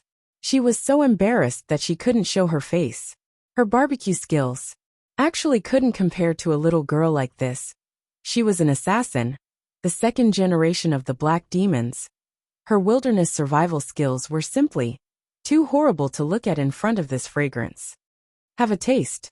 Mo Qinggu finally finished barbecuing. She separated the rabbit meat with a smile, one for each person. Dong Wushang and Rui Butong both ate the most delicious barbecue in their lives. With the first bite, both of them almost bit off their own tongues. This kind of deliciousness even made them feel extremely regretful. Such delicious barbecue, but there was no wine. What a pity. Both of them had a feeling that Mo Qinggu's methods and the taste of the barbecue were somewhat similar to Chu Yang's. However, it was even more delicious than Chu Yang's. Of course, both of them didn't know that Chu Yang's culinary skills were so good, because he learned them from Mo Qinggu. And Mo Qinggu's culinary skills were so good. It was also because she often cooked for Chu Yang over a long period of time. Just as they finished eating, the few of them heard unusual movements at the same time. At the same time, they became vigilant. Then, human figures appeared in the shadows of the forest. A large number of people were approaching from all directions. A voice chuckled and said, "It's really delicious. I can already smell the fragrance from a long distance away. Who is the chef here? I wonder if I can have a taste." Dong Wushang and Rui Budong's expressions changed at the same time. This was definitely not a coincidence. They came prepared. This place was already a full 4,000 miles away from the flat mountain ridge. It could be said that the other party took great pains to choose this place. If it was a day earlier, for the four supreme martial artists, it was completely possible for one of them to escape the 2,000 miles back. But it was different now. This place was almost out of the Shao clan's territory. It could be said that all the way back was the Shao clan's territory. Here, facing the Shao clan's heavy interception, it was absolutely impossible to rush all the way back. Dong Wuxiang's right hand was firmly on the handle of his dark saber.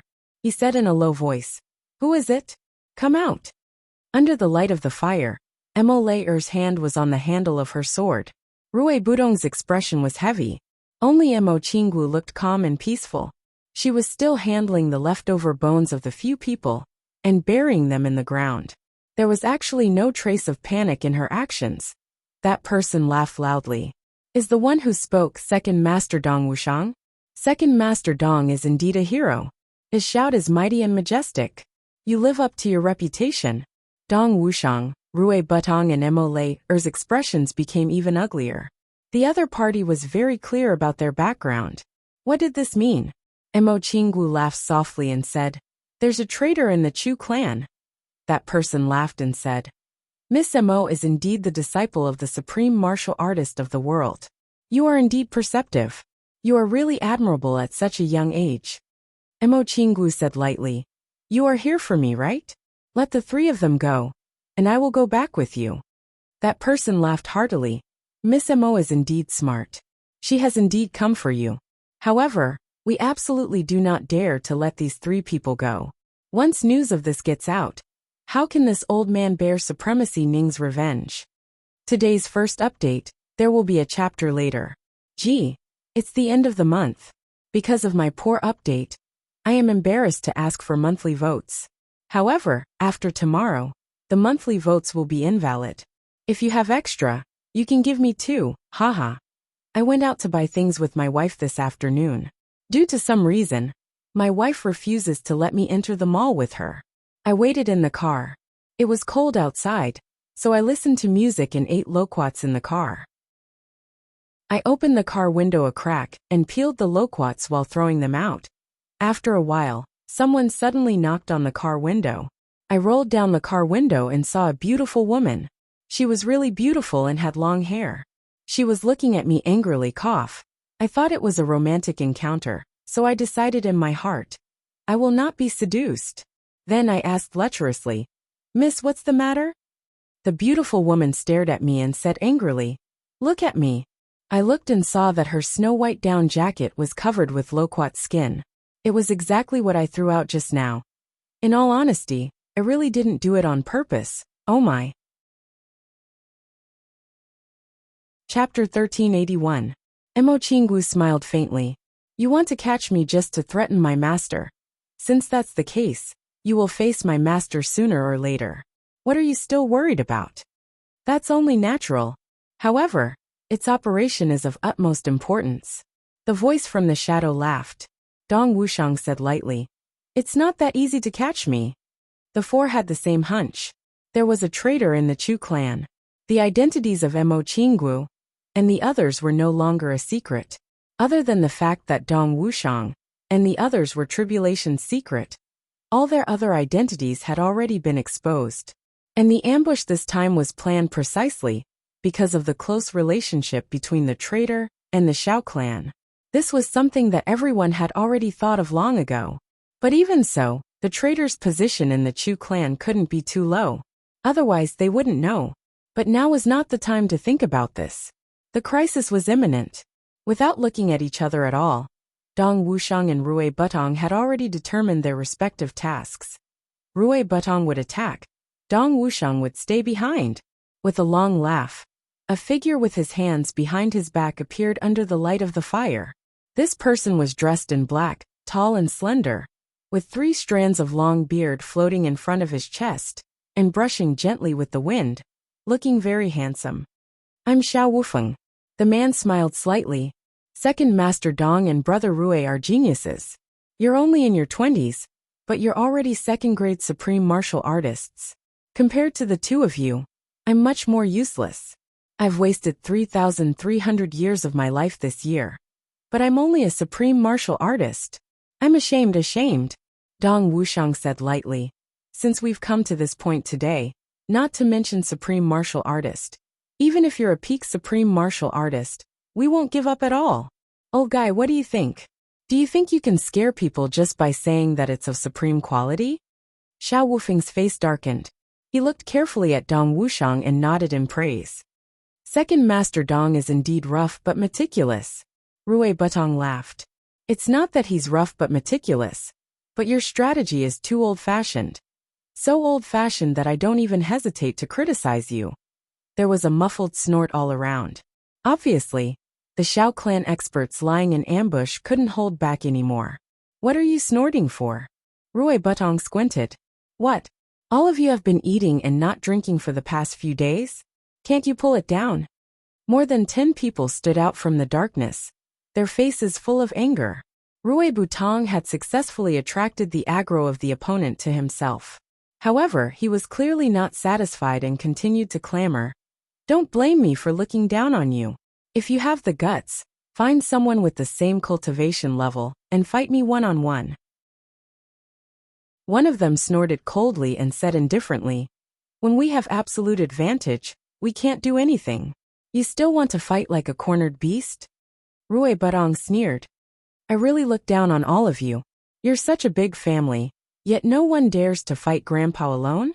Where are your guts? Have they all turned into needle tips? Why don't you tear off your faces and stick them on your butts? Come on, big family, is there another man? Are there any more? Where was the man? Where were the men from the big families? Where are the men of the Xiao family? Everyone from the Xiao clan trembled with anger. This bastard's words. This is too mean. Rui Butong continued to clamor. Damn it, so this is the case. The big Xiao family doesn't even have a man with balls, so they have to ask me to grow old. But although I'm single, I still have some scruples. There are too many wolves and not enough meat. Can I fucking serve all of you? These words were extremely mean. Mo Lei, and Mo Qinggu both blushed, however. The effect they wanted was immediate. A thin old man cupped his fists and asked, Elder, Xiao Changhe requests to fight. Teach this arrogant man a lesson. Xiao Wufeng frowned. He said, be careful. However, he didn't stop him. This Xiao Changhe's cultivation level was the same as Rui Budong's. He was also at the peak of the second grade, but his combat experience was at least 1,000 years more than Rui Budong's. Xiao Wufeng was very confident about this battle. This was also the reason why he agreed. Dong Wuxiang and Rui Butong both breathed a sigh of relief. As long as it wasn't a chaotic battle, the two were confident that they could drag on indefinitely. Whether it was Chu Yang or Mo Tianji, they had both reminded them more than once. When you're at an absolute disadvantage, and there's no hope, what you have to do is to stall for time. Even if there are no reinforcements at all, you have to stall for as long as you can. Just as long as you can. A long night is fraught with problems. Only with a buffer of time would there be changes. If victory and defeat were decided in one move, then even if there were reinforcements, it would be too late. Now the two were doing just that. Although they were isolated and helpless, they had to work hard until the last moment. A figure flashed, and a sword light came like lightning, accompanied by a cold shout. Rui Butong, come out and accept your death. Rui Butong raised his hand and deflected the long sword with a pa sound. His body flew out in an erratic manner as he laughed loudly. So the Xiao clan actually managed to find someone with balls. Come, let me see if it's a woman dressed as a man. Suddenly, a cold light burst out from the short sword, and it stabbed toward the crotch. Xiao Changhe cursed loudly. He crossed his legs, and the long sword poured toward Rui Butong like a river. The two of them rolled and rolled into a ball. The cultivation of the two was almost exactly the same. At this moment, Xiao Changhe's countless years of combat experience became especially important. Xiao Wufeng also narrowed his eyes and watched seriously. He agreed to fight one-on-one, partly because of Rui Budong's provocation, and partly because he was foolproof at this moment. The news came that the Moon Breeze couple was still in the flat mountain ridge, and Wu Jiuqing had already arrived in the northwest. There was no longer any power nearby that could influence the battle. Since that was the case, it was better to observe the martial strength of these two young people. He heard that the magical Chu Yang's martial strength was about the same as these two in front of him. This would also lay a foundation for the future. The sounds of fighting were endless, and the two figures flew here and there like ghosts. It was obvious that Rui Butong was slowly being forced into a disadvantageous position. The offensive was already in Xiao Changhe's hands. This was a victory. When the ratio of offense to defense exceeded 80%, it was a victory. Mo Layer stood behind Dong Wuxiang all along. In places where the light couldn't reach, when Rui Butong was fighting, Mo Layer seemed to be afraid and moved a step behind Dong Wuxiang. No one paid attention to this small detail. Finally Rui Butong shouted, "Damn it, I'm so angry. I'm going all out." Everyone's eyes were focused on the battle. Rui Butong let out a loud roar. The short sword in his hand suddenly activated his internal energy. The short sword suddenly shot out thousands of sword auras in auspicious colors. It rushed over with a rumble. Victory! Everyone in the Xiao clan was overjoyed. Rui Butong was obviously going all out. And when he went all out when the battle was at a disadvantage, the openings he exposed were not just one or two. There were a total of 4 or 5 fatal weaknesses. As long as it was his first move back then, he could easily send the long sword into any part of his body. Xiao Changhe was in the battle, and naturally understood this better than anyone else. A grim smile appeared on his face, and his long sword met Rui Butong's short sword. After blocking with his sword, the long sword could pierce into Rui Butong's heart, but he didn't want to do that. Instead, he made up his mind to cut off this little guy's tongue first. 2 swords, one long and one short. In the air, they met each other fiercely. But at this moment, something unexpected happened. Without any sound, the long sword in Xiao Changhe's hand suddenly broke into 2 pieces like tofu. The battle was like a pantomime. In the cheers of the Xiao clan, Xiao Changhe was full of confidence. Even, the position of his feet had begun to change, and the tip of his feet began to shift outwards. After the collision, the long sword would go in, but at this moment, the long sword suddenly broke into 2 pieces. The upper half of the sword broke away, and somersaulted in the air, reflecting the fire at the side of the field, looking gorgeous and dazzling. Xiao Changhe didn't even have time to react. After the collision, although his hand was lighter, but he still followed the original plan. With a shake of his wrist, the long sword rose, and pierced towards Rui Butong's mouth. If the other half of the sword was still there, this sword would definitely have cut off Rui Butong's tongue.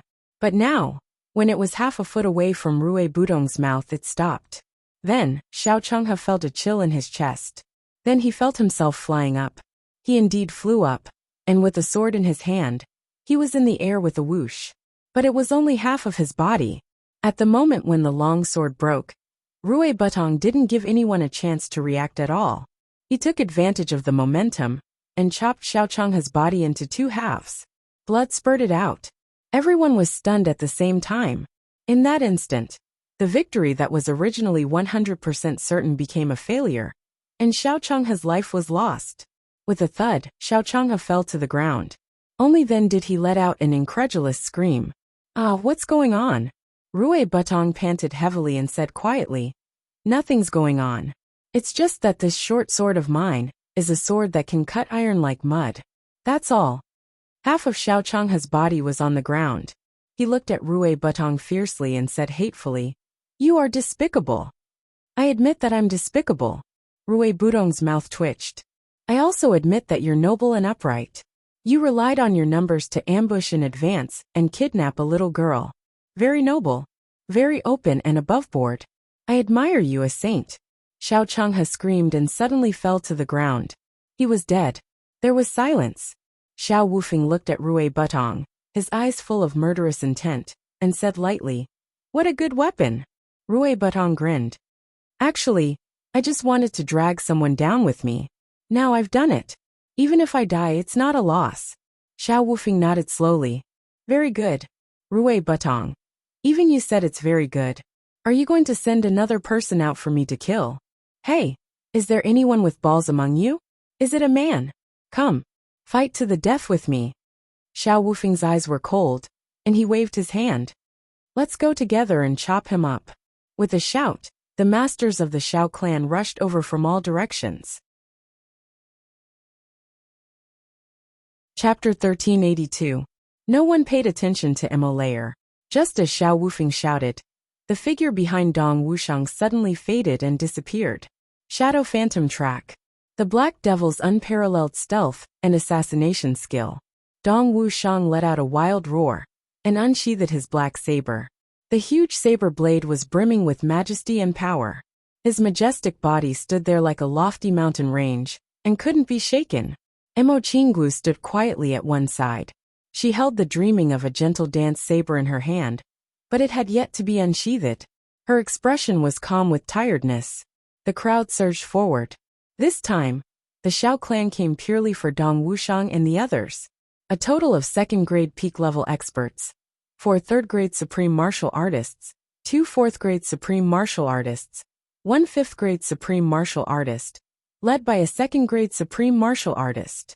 A total of 14 people, 14 supreme martial artist experts in the world. With such strength, facing Dong Wuxiang and 2 second-grade peak-level supreme martial artists. No matter who it was, they would definitely think that they would win. And in fact, it was indeed so. Rui Butong shouted, and took the lead to attack. His body fluttered and turned into a stream of light, speeding out. The short sword in his hand slashed out fiercely. His speed had obviously increased again. In an instant, he flashed in front of 5 second-grade supreme martial artists and 3 third-grade supreme martial artists. The short sword in his hand stabbed at each of them. He challenged 8 supreme martial artists at the same time like crazy. The 8 supreme martial artists paused at the same time. It was not that they were afraid of Rui Butong, but they were afraid of the sword in his hand. Wasn't a divine weapon terrifying? Everyone knew that Xiao Changhe, who was accidentally killed by Rui Butong, had a sword that was not inferior to their own. It was also a sword that was as precious as one's life. But under the opponent's short sword, it was not even as strong as a piece of tofu. Now that they saw Rui Butong slashing at them, who would be fooled? However, just as they retreated, Rui Butong let out a long laugh in the next moment. Suddenly, with an inhuman speed, he transformed into thousands of clones and attacked the 8 people at the same time. This time, the 8 supreme martial artists were so angry that their noses were crooked. He was only a second-grade peak-level supreme martial artist, but he was facing 5 second-grade peak-level supreme martial artists and 3 third-grade supreme martial artists at the same time. He was even fighting 1 against 8 without any scruples. He was simply too arrogant. Even if your sword is the Calamity Sword, you can't be so arrogant. The 8 of them were enraged and attacked at the same time. On the sidelines, Xiao Wufeng and another 5th-grade supreme martial artist were on standby. The 2 4th-grade supreme martial artists stepped halfway into the arena, ready to deal with any attack from Emo Layer, who had suddenly disappeared. Emo Layer suddenly disappeared. Everyone was aware of it. However, he did not take it to heart either. She was just a 1st-grade supreme martial artist. The one who was under the most pressure was the 3rd-grade supreme martial artist, who was left alone. Because Dong Wuxiang had already found him. Emo Layer's sudden disappearance caused Rui Butong to suddenly go crazy. It was to restrain the majority of the forces. And from the very beginning, the 2 of them already had a plan. Since Xiao Wufeng, the 2nd-grade supreme martial artist, didn't make a move at the first moment, and the 5th-grade supreme martial artist's position, he and Xiao Wufeng looked at each other, which proved that these 2 old guys respected their status and disdained to bully the weak. He only planned to observe the situation and did not plan to personally make a move. As it turned out, the 2 of them were right. Even if there was only 1 3rd-grade supreme martial artist left, Xiao Wufeng was not worried at all. No matter how fierce this 2nd-grade supreme martial artist Dong Wuxiang was, he couldn't be more powerful than a 3rd-grade supreme martial artist, right? But Xiao Wufeng did not know that he had made a fatal mistake. This 2nd-grade supreme martial artist Dong Wuxiang was not an ordinary supreme martial artist, but Saber Master, the Saber Master who had rarely appeared in the history of the heavens. In the face of a strong enemy, In the face of a 5th-grade supreme martial artist who was completely above him, Dong Wuxiang's demeanor was as calm as Mount Tai, as if his side was sure to win. Dong Wuxiang strode out, looking down at this 3rd-grade supreme martial artist, and said lightly, "Supreme martial artist of the Shao clan. Do you dare to take a blow from me?" This 3rd-grade supreme martial artist's eyes showed disdain and amusement. His sword flashed, and he looked down on him, not saying anything. Meaning, "Come if you have the guts." Dong Wuxiang swung his arm. Boom! The scabbard of the black saber came out of the saber, and shot out like a thunderbolt. And his body, suddenly it straightened abruptly. At this moment, it was as majestic as an indomitable spirit, and he shouted, "Slash!" The big saber slashed out with a whoosh. Halfway out, he suddenly became one with the saber, and his whole person turned into a long rainbow, crossing a distance of 50 feet. Holding the saber with one hand, he slashed down like a thunderbolt. The power of this saber tore the whole space apart, and there was an involuntary feeling of tragedy. With a clang, that 3rd-grade supreme martial artist pushed away the scabbard of Dong Wuxiang's black saber with his sword. He only felt a shock in his wrist, and a heat in his palm. While he was still in shock, Dong Wuxiang's saber had already come over with the force of a thunderbolt. This saber was made with all his strength, with all his essence, energy and spirit. This 3rd-grade supreme martial artist could clearly feel the opponent's overwhelming willpower. If he dodged, the opponent's attack would definitely be like raging waves, and he would be at an absolute disadvantage in the first instant. And then the battle would last for a very long time. As a 3rd-grade supreme martial artist, if he was forced by this guy who was lower than him, where would he put his face? Besides, Dong Wuxiang's saber had completely locked on him, and his aura, spirit and mind were all locked on him. Even if he dodged, he would have to pay the price. This 3rd-grade supreme martial artist roared, and his long sword was tilted, and he neutralized and blocked at the same time. 50% of the force was diverted, and 50% of the force was repelled. Xiao Changyan was careless. Xiao Wufeng sighed slightly. This saber should have been blocked with all his strength. However, he was not worried. Xiao Zhangyan was a whole cultivation level higher than Dong Wuxiang. Even if he was careless, nothing would happen. The difference in strength allowed Xiao Zhangyan to have enough power to turn any situation around for Xia Xiawei. Maybe the weak could win against the strong, but it would never happen in a fair head-on battle. But he didn't know that Dong Wuxiang was a saber master who could challenge someone 2 levels above him. And he didn't know that this saber master's hand saber was not only a peerless weapon, but also a full 570 kilograms. Dong Wuxiang's majestic body suddenly fell, and the more than 250 kilograms black saber smashed hard on Xiao Changyan's long sword. He didn't hold back at all. Pa! Xiao Changyan's eyes were filled with horror. The long sword made a brittle sound, and suddenly broke into 2 pieces. Then the 2 pieces shattered in the air at the same time, turning into debris all over the sky.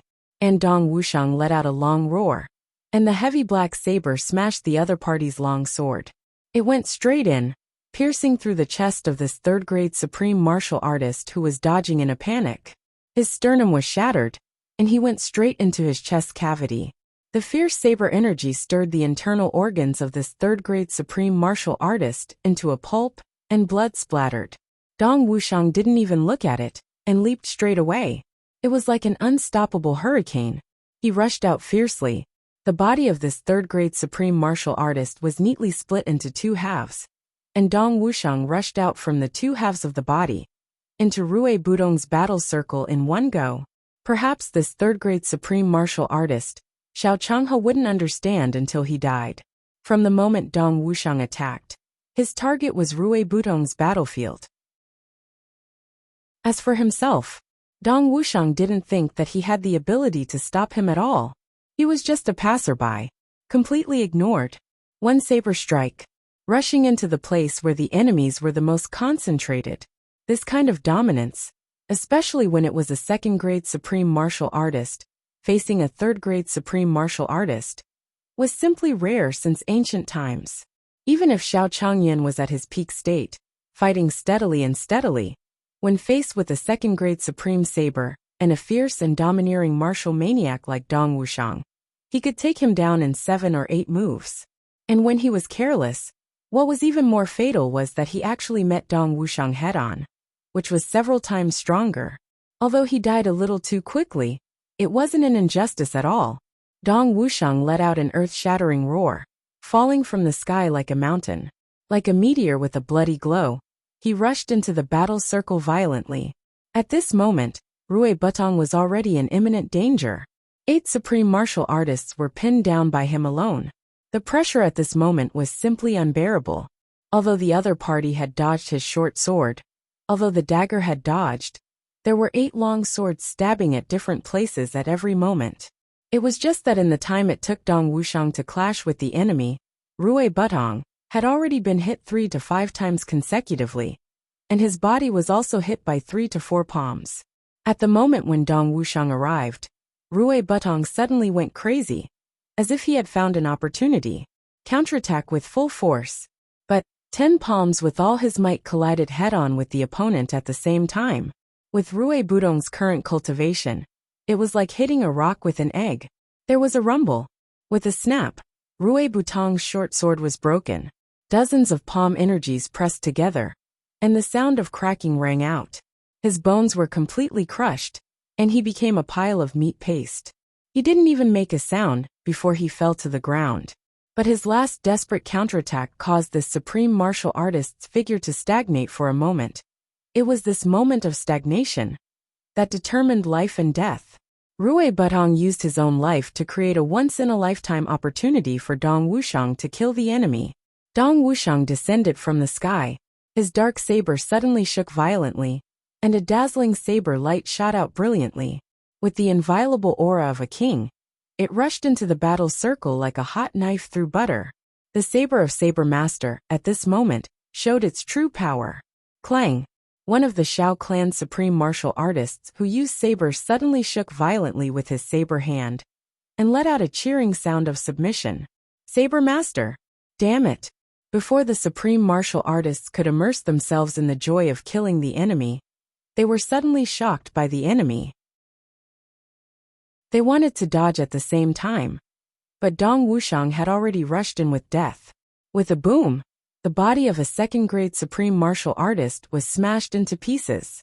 Another was slashed horizontally by the dark saber, and his body was split into 2 halves. Before the halves could be separated, Dong Wuxiang's dark saber had already sliced another third-grade supreme martial artist from the top of his head to his crotch. With a clang, a second-grade supreme martial artist and a third-grade supreme martial artist spat out blood and staggered back from Dong Wuxiang's saber. A ghostly figure flashed. Mo Lei, who had disappeared for a long time, appeared silently.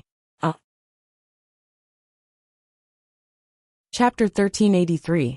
Mo Lei's assassination skills were already at the pinnacle. After arriving at the upper 3 heavens and accompanying Dong Wuxiang, as her cultivation improved, the pressure on her also increased. With such a talented husband, Mo Lei was proud on the one hand, but on the other hand, she was also under a lot of pressure. She was always worried that her cultivation speed couldn't keep up with Dong Wuxiang's. When the husband and wife roamed the Jianghu, if either party's cultivation was weak, they would always feel that they were a burden. This feeling was especially strong when they encountered a strong enemy, because if one party was weak, it would inevitably cause the other party to lose focus on one thing and lose focus on the other. As the successor of the Black Devil, Mo Lei naturally understood how dangerous it was for the husband and wife to be weak. So during this period of time, not only Dong Wuxiang was working hard, but Mo Lei was also working hard. As one of the 12 influential figures in the upper 3 heavens in her previous life, even if Mo Lei's aptitude was not as good as Dong Wuxiang's, she was definitely 1 in a million. During this period of tempering, her assassination techniques were close to mastery. Now, at the moment when Dong Wuxiang's saber was successful, Mo Lei's ghostly figure appeared behind a third-grade supreme martial artist. With a horizontal slash of her sword, she beheaded this supreme martial artist, who had just dodged Dong Wuxiang's saber, and lost his balance and stumbled backward. Then her figure flashed away lightly, without even a drop of blood on her body. On the other hand, countless blue lights flickered, and hundreds of highly poisonous hidden weapons shot out like a swarm of locusts. In an instant, that second-grade supreme martial artist, who had just retreated, suddenly covered his face and screamed. Traces of black blood spurted out from his eyes like water. It was a move of both eyes. He became blind in an instant. This person screamed madly displaying all of his cultivation. But what he faced was nothing but air. "I'm blind. I can't see. I can't see." Xiao Wufeng took a deep breath. Dong Wuxiang killed Xiao Changyan with the first strike, and Xiao Wufeng had no time to react. Even if he reacted, he wouldn't make a move. After all, it was a fair one-on-one battle, and Xiao Changyan's cultivation was much higher than Dong Wuxiang's. Under such circumstances, he was killed by Dong Wuxiang with one strike. He could only be said to be useless. Xiao Wufeng had no intention of rescuing him. And the next moment, when Dong Wuxiang's saber shot out crisscrossing saber energy, Xiao Wufeng was really shocked. Saber Prime. At that moment, even though he didn't say those words out loud, he opened his mouth wide and silently roared out those words. Immediately after, they took off like rabbits and swooped down like hawks. Before they could react, the 8 supreme martial artists were already dead. Someone died an unnatural death, another was blinded, and the only remaining third-grade supreme martial artist was violently blasted 70 feet away by Dong Wuxiang's saber. Seeing everything that happened before his eyes almost popped out of their sockets. It was a formidable lineup of 14 people. In an instant, there was no one left. There were only 2 fourth-grade supreme martial artists, 1 third-grade supreme martial artist, 1 fifth-grade supreme martial artist, and 1 second-grade supreme martial artist left. And the other party had only paid the price of Rui Budong alone. A cloud of smoke exploded, and Mo-Lei-Er's figure disappeared again in this cloud of smoke, disappearing without a trace. Xiao Wufeng looked at the field with deep eyes, and stopped another 5th-grade supreme martial artist, who was about to make a move. "Wait!"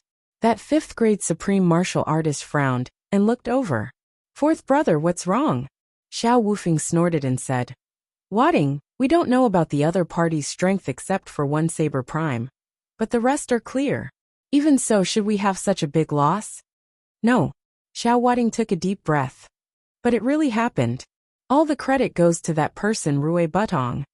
Xiao Wufeng looked at Rui Budong, who was paralyzed on the ground like a lump of mud. "But if it were any one of us, when the battle started, could we have prepared for this? Such a scheme, such a plan, such facing death with equanimity?" Xiao Wading's eyes showed respect. "No. But he could. And he did it without any hesitation. He didn't care about his life, and used his life as a tool to exchange for victory." Xiao Wufeng's eyes showed emotion. So, they could achieve this unimaginable result. And they saved the strongest person in the team. What a hero! Xiao Wading was silent. Indeed, at the beginning of the battle, no matter what aspect of performance, Rui Budong didn't look like the kind of person who had nothing to live for.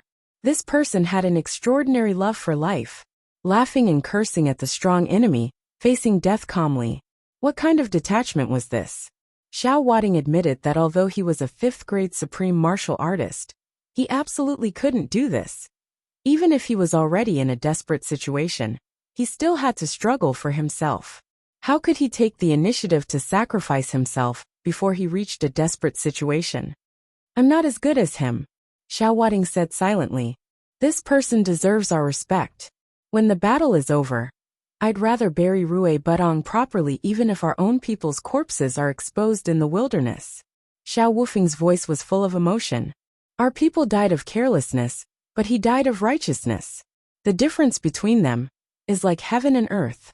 The death of my own people makes me ashamed, but the death of the enemy can make me respect them." Xiao Wufeng's words were very heavy, but Xiao Wading didn't have any words to refute. This was indeed the case. What was there to say? The difference in strength was clear at a glance. But whether the team was united or not was even more clear at a glance. What a terrifying opponent. Right at this moment.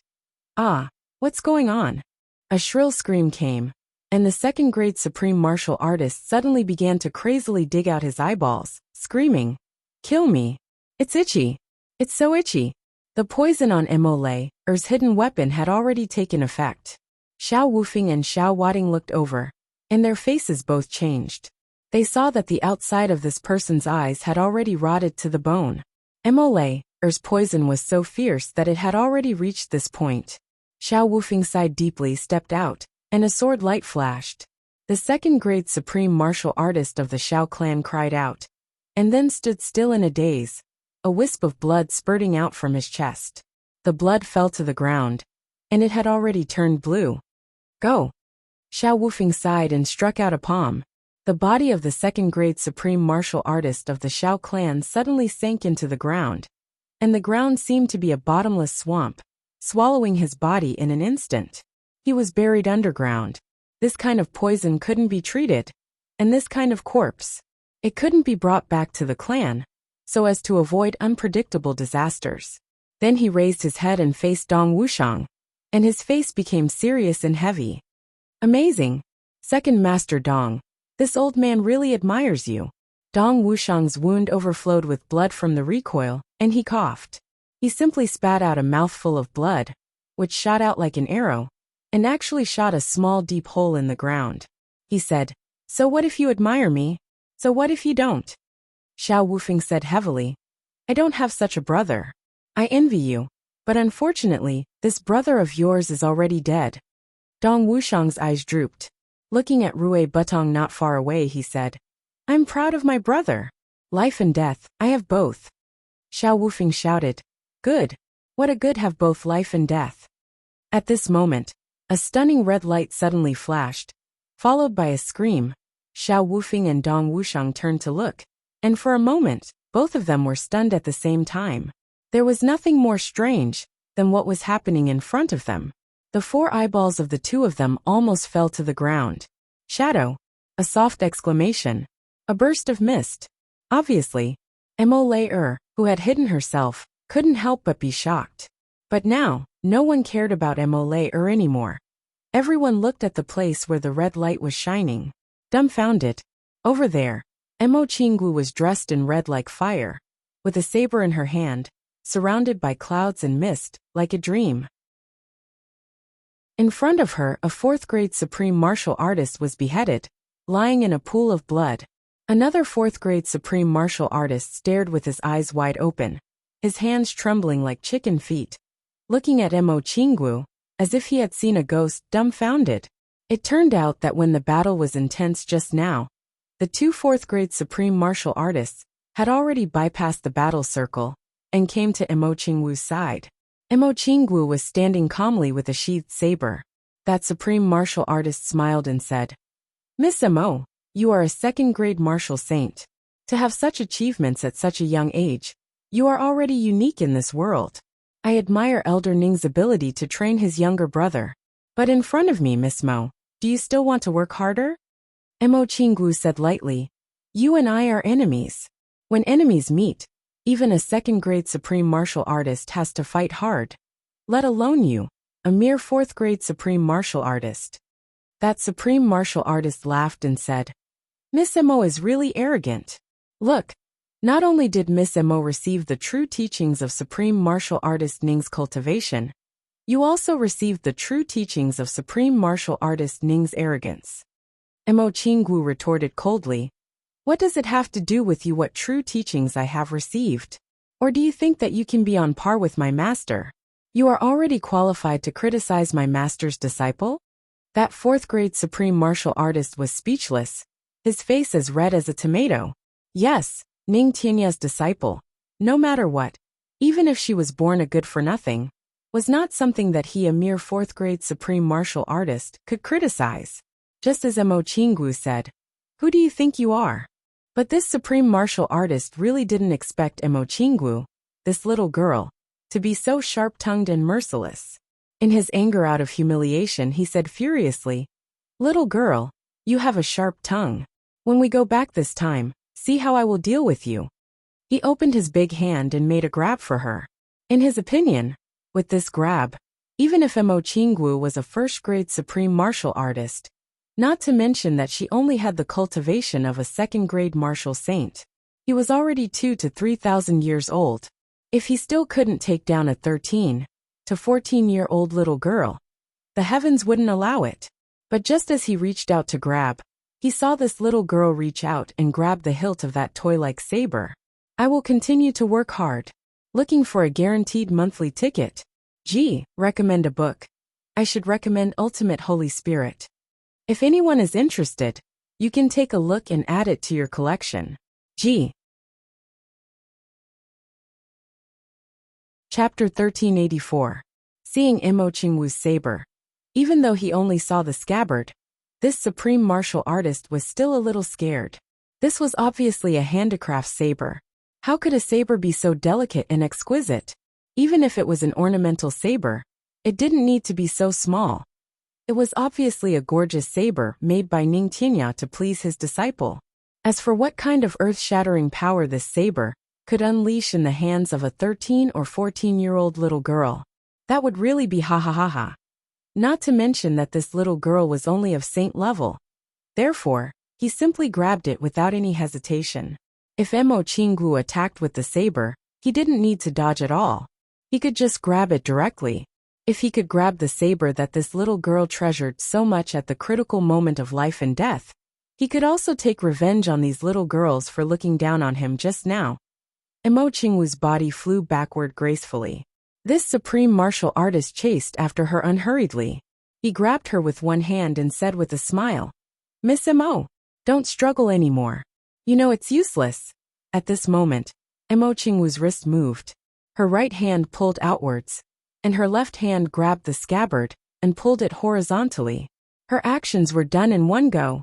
In the middle of the dark forest in the middle of the night, a red light suddenly shot up to the sky. The red light flashed. Imo Qingwu mercilessly and cleanly slashed with the saber.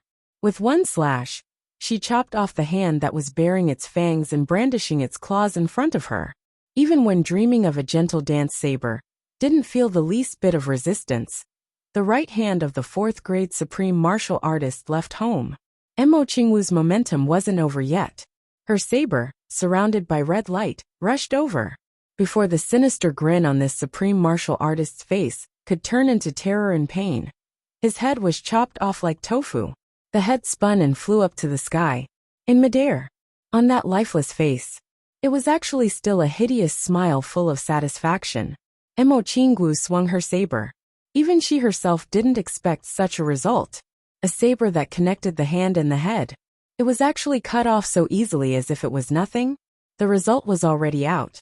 But Imo Qingwu was still stunned for a moment. Not only Imo Qingwu, everyone was stunned. This was simply too inconceivable. Everyone was dumbstruck. Their eyeballs almost fell to the ground. This included Dong Wuxiang, all the surviving experts of the Xiao clan, and Imo Layer. Everyone was stunned. What was going on? They naturally didn't know that Chu Yang had almost fallen out with the sword spirit in order to forge this saber. The sword spirit, who had always strived for perfection, had almost gone on strike. When Chu Yang first forged this saber, it was already a peerless treasured saber. On the 3rd day, seeing Imo Qingwu, the second time it was processed, it was already a treasured saber that had begun to have spirituality. They arrived at the upper 3 heavens. During the 3rd processing, the materials used made even the sword spirit's entire body tremble in pain. It could be said that in the entire heavenly layer, other than the Calamity Sword, Imo Qingwu's saber was definitely the best. One of a kind. It was a blade of ancient times. This saber even contained all the love of the Calamity Sword Master. The first time this saber was drawn out of its sheath and stained with blood, it killed a 4th-grade supreme martial artist. And this 4th-grade supreme martial artist of the Xiao clan had also completely created history, a precedent. A record was created. A miracle of a 4th-grade supreme martial artist being killed by a 2nd-grade martial saint in a second. A record of a 2,000-year-old supreme martial artist being killed by a 14-year-old girl with a single slash. The people of the heavenly layer had a new topic to talk about from then on. There was also a new teaching material for the education of underestimating the enemy. Everything started today. Because as a fourth-grade supreme martial artist, he definitely shouldn't die so mercifully. Mo Qingwu's first killing in this life actually happened in such a situation that even she herself couldn't react to Qingwu Dream Saber. In Mo Qingwu's hands was flowing with colorful lights, shining in the dark night. Rings of colorful lights surrounded the saber, dreamy and illusory, like mist and poetry. It was like a distant and magnificent dream that bloomed in the hands of this angelic little girl. Mo Qingwu held the saber, and suddenly felt a warmth coming from the saber. This warmth spread all the way to the bottom of her heart. Her eyes suddenly brightened, and there seemed to be a hint of shyness and satisfaction. This saber was given to me by him. Now I finally know how much effort he put in for this saber. How much effort he put in, and all of this was for me. As the disciple of a supreme martial artist, Mo Qingwu naturally knew the power of her saber. If it was any other weapon, even if it was Gu Duxing's black dragon sword, Mo Tianji's heavenly secret fan, Rui Budong's short sword that just killed a supreme martial artist like cutting vegetables, or Dong Wushang's mighty and domineering dark saber, none of them could do it. Perhaps these weapons could break through the defense of a fourth-grade supreme martial artist, but definitely not so easily. There were only two weapons in the heavenly layer that could do all of this: a saber and a sword. Calamity Sword and Qingwu Dream Saber. This didn't mean that Chu Yang didn't put an effort in forging weapons for his brothers. But no weapon could be like Qingwu Dream Saber, where he put in all his effort, even his mind. This was also the reason why Qingwu Dream Saber could produce a divine weapon spirituality so quickly. Then, Mo Qingwu felt her stomach churn, and she vomited. This was the first time in her life that she killed. Even though Mo Qingwu was the younger brother of the #1 supreme martial artist in the heavenly layer, this instinctive reaction still couldn't be restrained. Good saber, Xiao Wufeng praised, his eyes overflowing with murderous intent. Today could be said to be extremely unlucky. 14 people came out together, and before half of the mission was completed, 10 had already died. There were only 4 people left, and their cultivations were in a row, 3 for 5. A third-grade supreme martial artist, a fourth-grade supreme martial artist, a fifth-grade supreme martial artist, and a second-grade supreme martial artist. What's the name of this saber? Xiao Wufeng took a step forward and asked solemnly. Mo Qingwu vomited twice. She quickly adjusted her mood. Now her heart was calm, and she said lightly, the name of this saber, Qingwu Dream Saber, overflowing mortal world. As soon as these words came out, Xiao Wufeng, who bore the brunt, didn't react. But Mo Qingwu, who said these words, was suddenly stunned. Qingwu Dream Saber, overflowing mortal world. Mo Qingwu suddenly remembered a sentence that Chu Yang said in her dream. That was after her dance. Qingwu's dance is as bright as the starry sky, but also like a dream. Qingwu's dance is enough to overflow the mortal world. Mo Qingwu held the saber, and a trace of gentle satisfaction suddenly appeared on her beautiful face. Qingwu Dream Saber, overflowing mortal world.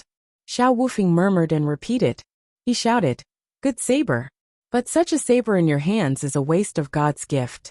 Take her down as soon as possible. Xiao Wufeng shouted. The cruelest prelude to this night was undone. Too many people had died. He didn't want to delay any longer. However, right after he roared, a voice rang out. One person shouted, yes, sir. Then there was a scream. Xiao Wufeng turned back to look, and he was so angry that the corners of his eyes almost split open. The remaining third-grade supreme martial artist's eyes bulged, his throat gurgled, and he slowly fell to the ground behind him. A winking, smiling face appeared. This person actually reached out and waved, making a triumphant return. He laughed and said, I'm back. Did anyone miss me? Xiao Wufeng, Xiao Wading, and that fourth-grade supreme martial artist. The three of them were so angry that their noses were crooked. Rui Budong, who had already turned into a pile of mud, and whom the three of them were still praising for his loyalty, actually stood up leisurely. With a swoosh, another short sword was pulled out from the back of the third-grade supreme martial artist's heart, and he kicked the corpse away. He staggered over and sighed. This is bad. I didn't expect that I, Rui Budong, would also be an assassin today. My good name that has spread all over the world, that upright and plain-spoken image, that beautiful reputation of unparalleled loyalty, is ruined just like that. It's really sad and lamentable. Xiao Wufeng roared. Little, were you pretending just now? Rui Butong looked at him strangely. Why are you very strange? You seem to be very excited? Why? So many people in your family died. Why are you so excited? Xiao Wufeng's chest rose and fell, and he only felt that his face was burning. What a shame. He actually praised the other party's trick for a long time. This was directly equivalent to being slapped hard in the face by the other party. In front of the whole world. Xiao Wufeng couldn't bear it anymore. With a roar, he suddenly raised his hand.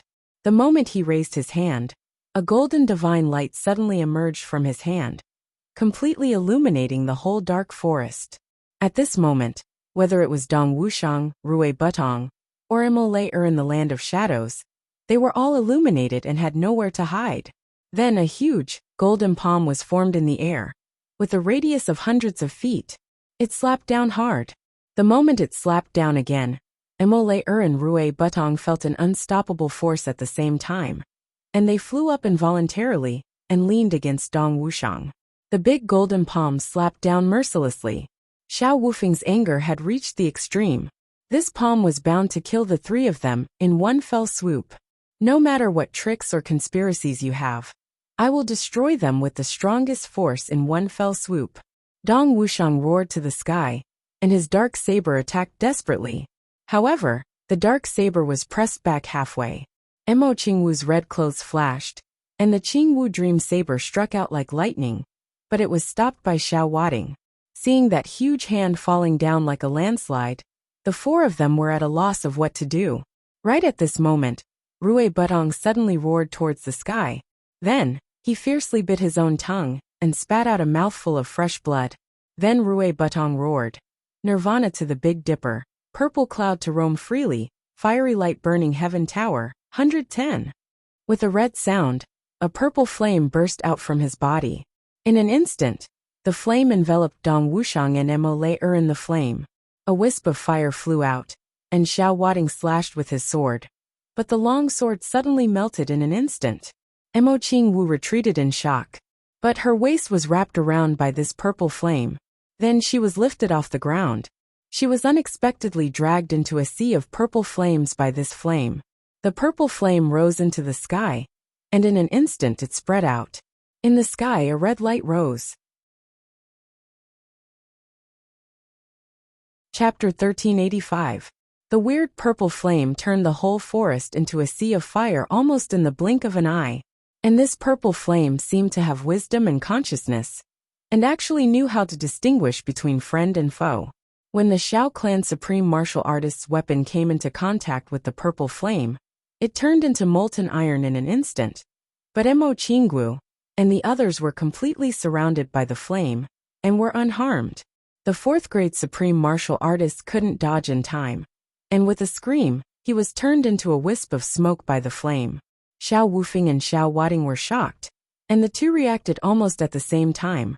Run away! However, a strange voice came out from the purple flame. What's wrong? You forced me to this point, and now you want to turn around and leave? How can it be so easy? Before the voice died away, two rays of light suddenly blasted out from the purple flame. Xiao Wading leaped and had already gone out 500 feet, but the flame was like a maggot in the bone, chasing after him persistently. His leaping momentum was enough to directly rush out 300 feet. But when he rushed to 100 feet, he was caught up by the purple flame.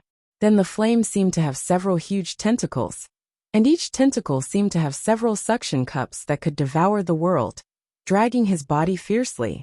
He screamed and struggled desperately, but the flame held him firmly, lifted him up in the air, and threw him up violently. The cold voice said, "Let's set off a firework first." Xiao Wading's body flew straight up into the sky for thousands of feet, with burning flames all over his body. It was really as gorgeous and colorful as fireworks. Especially at the end of the burning, there was an explosion, and shooting stars shot in all directions, adding an inexplicable magnificent color to the night sky. Some people saw it from afar, and they all exclaimed, Who is this, starting to set off firecrackers before the new year? But this thing is really beautiful. Let's make one tomorrow. I just don't know the method. Xiao Wufeng almost didn't dare to look back, and used all his cultivation to escape. While running, he wished he could slap himself hard in the face. I'm so stupid. Really? I'm a fucking idiot. Why am I so slow to realize it? What a tragedy. People can be stupid, but they can't be stupid, especially at the critical moment, when their brains short-circuit. That would be consigned to eternal damnation. Now this old man had made such a mistake. This old man should have run away as soon as he saw that little guy standing up after being beaten to a pulp. What did that mean? Motherfucker. Even if Ning Tianya and Bu Lu Qing were to join hands, they would still be dead after being beaten to a pulp. Since that guy didn't die, then he must be the legendary Phoenix. Thinking of the word Phoenix, Xiao Wufeng finally couldn't help but feel frustrated. He slapped himself hard on the face and scolded, "You stupid idiot!" It was clear that he had his suspicions at that time. Yet, you're still standing there with that pig-wasted face of yours. You should have left earlier. Do you have to be in such a state where you can't control your own life and death? While cursing and running, he clearly felt the heat behind him getting closer and closer. Xiao Wufeng wanted to cry but had no tears. At this moment, he really scolded the traitor of the Chu clan to his heart's content. Xiao Wufeng swore to the heavens. As long as he could leave here alive today then, the first thing he had to do was to immediately go to the Chu clan to kowtow and apologize, and then catch the traitor himself. In front of everyone in the Chu clan, he would skin that guy alive, then pour oil on him, and thread him from head to butt with a cotton thread. Light up a sky lantern. Even if he only had one breath left. Even if he had to be carried, he would have to be carried there. What a fucking trap. Even if it was a trap, it wouldn't be set up so viciously. What's more, it was him who had received the news to set up a trap to deal with the traitor. This was simply sending himself to death. And it was a big meal for the traitor. Could it be any more deceptive?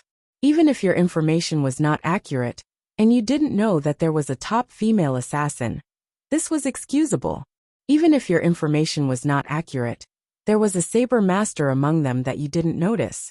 Or you didn't get such information. Or you couldn't see through her, because you were lame. But you can't trick this old man like this. There was still a phoenix in this damn trap. I'm really fucking wronged. As a senior figure of the Xiao clan, how could Xiao Wufeng not know the legend of the phoenix? The Phoenix clan was the dominant clan of the heavenly continent 10,000 years ago. There had always been very few phoenix bloodlines.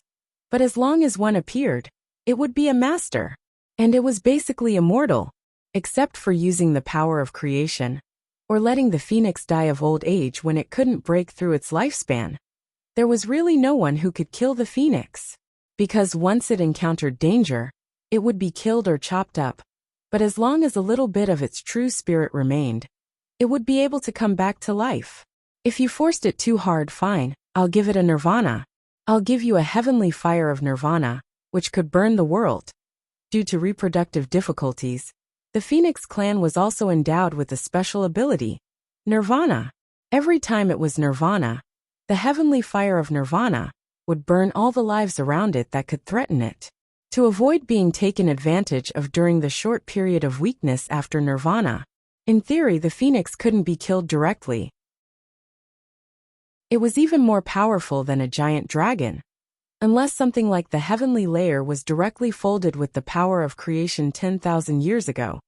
However, there had always been a prophecy in the heavenly layer world, showing that the Phoenix clan was not extinct at all. Like the 3 stars divine clan, the dragon clan, and the elf clan, they would have a chance to come back sooner or later. Although the Phoenix clan and the dragon clan had never appeared with the blood of the previous masters of the tribulation sword, it didn't mean that this prophecy was false.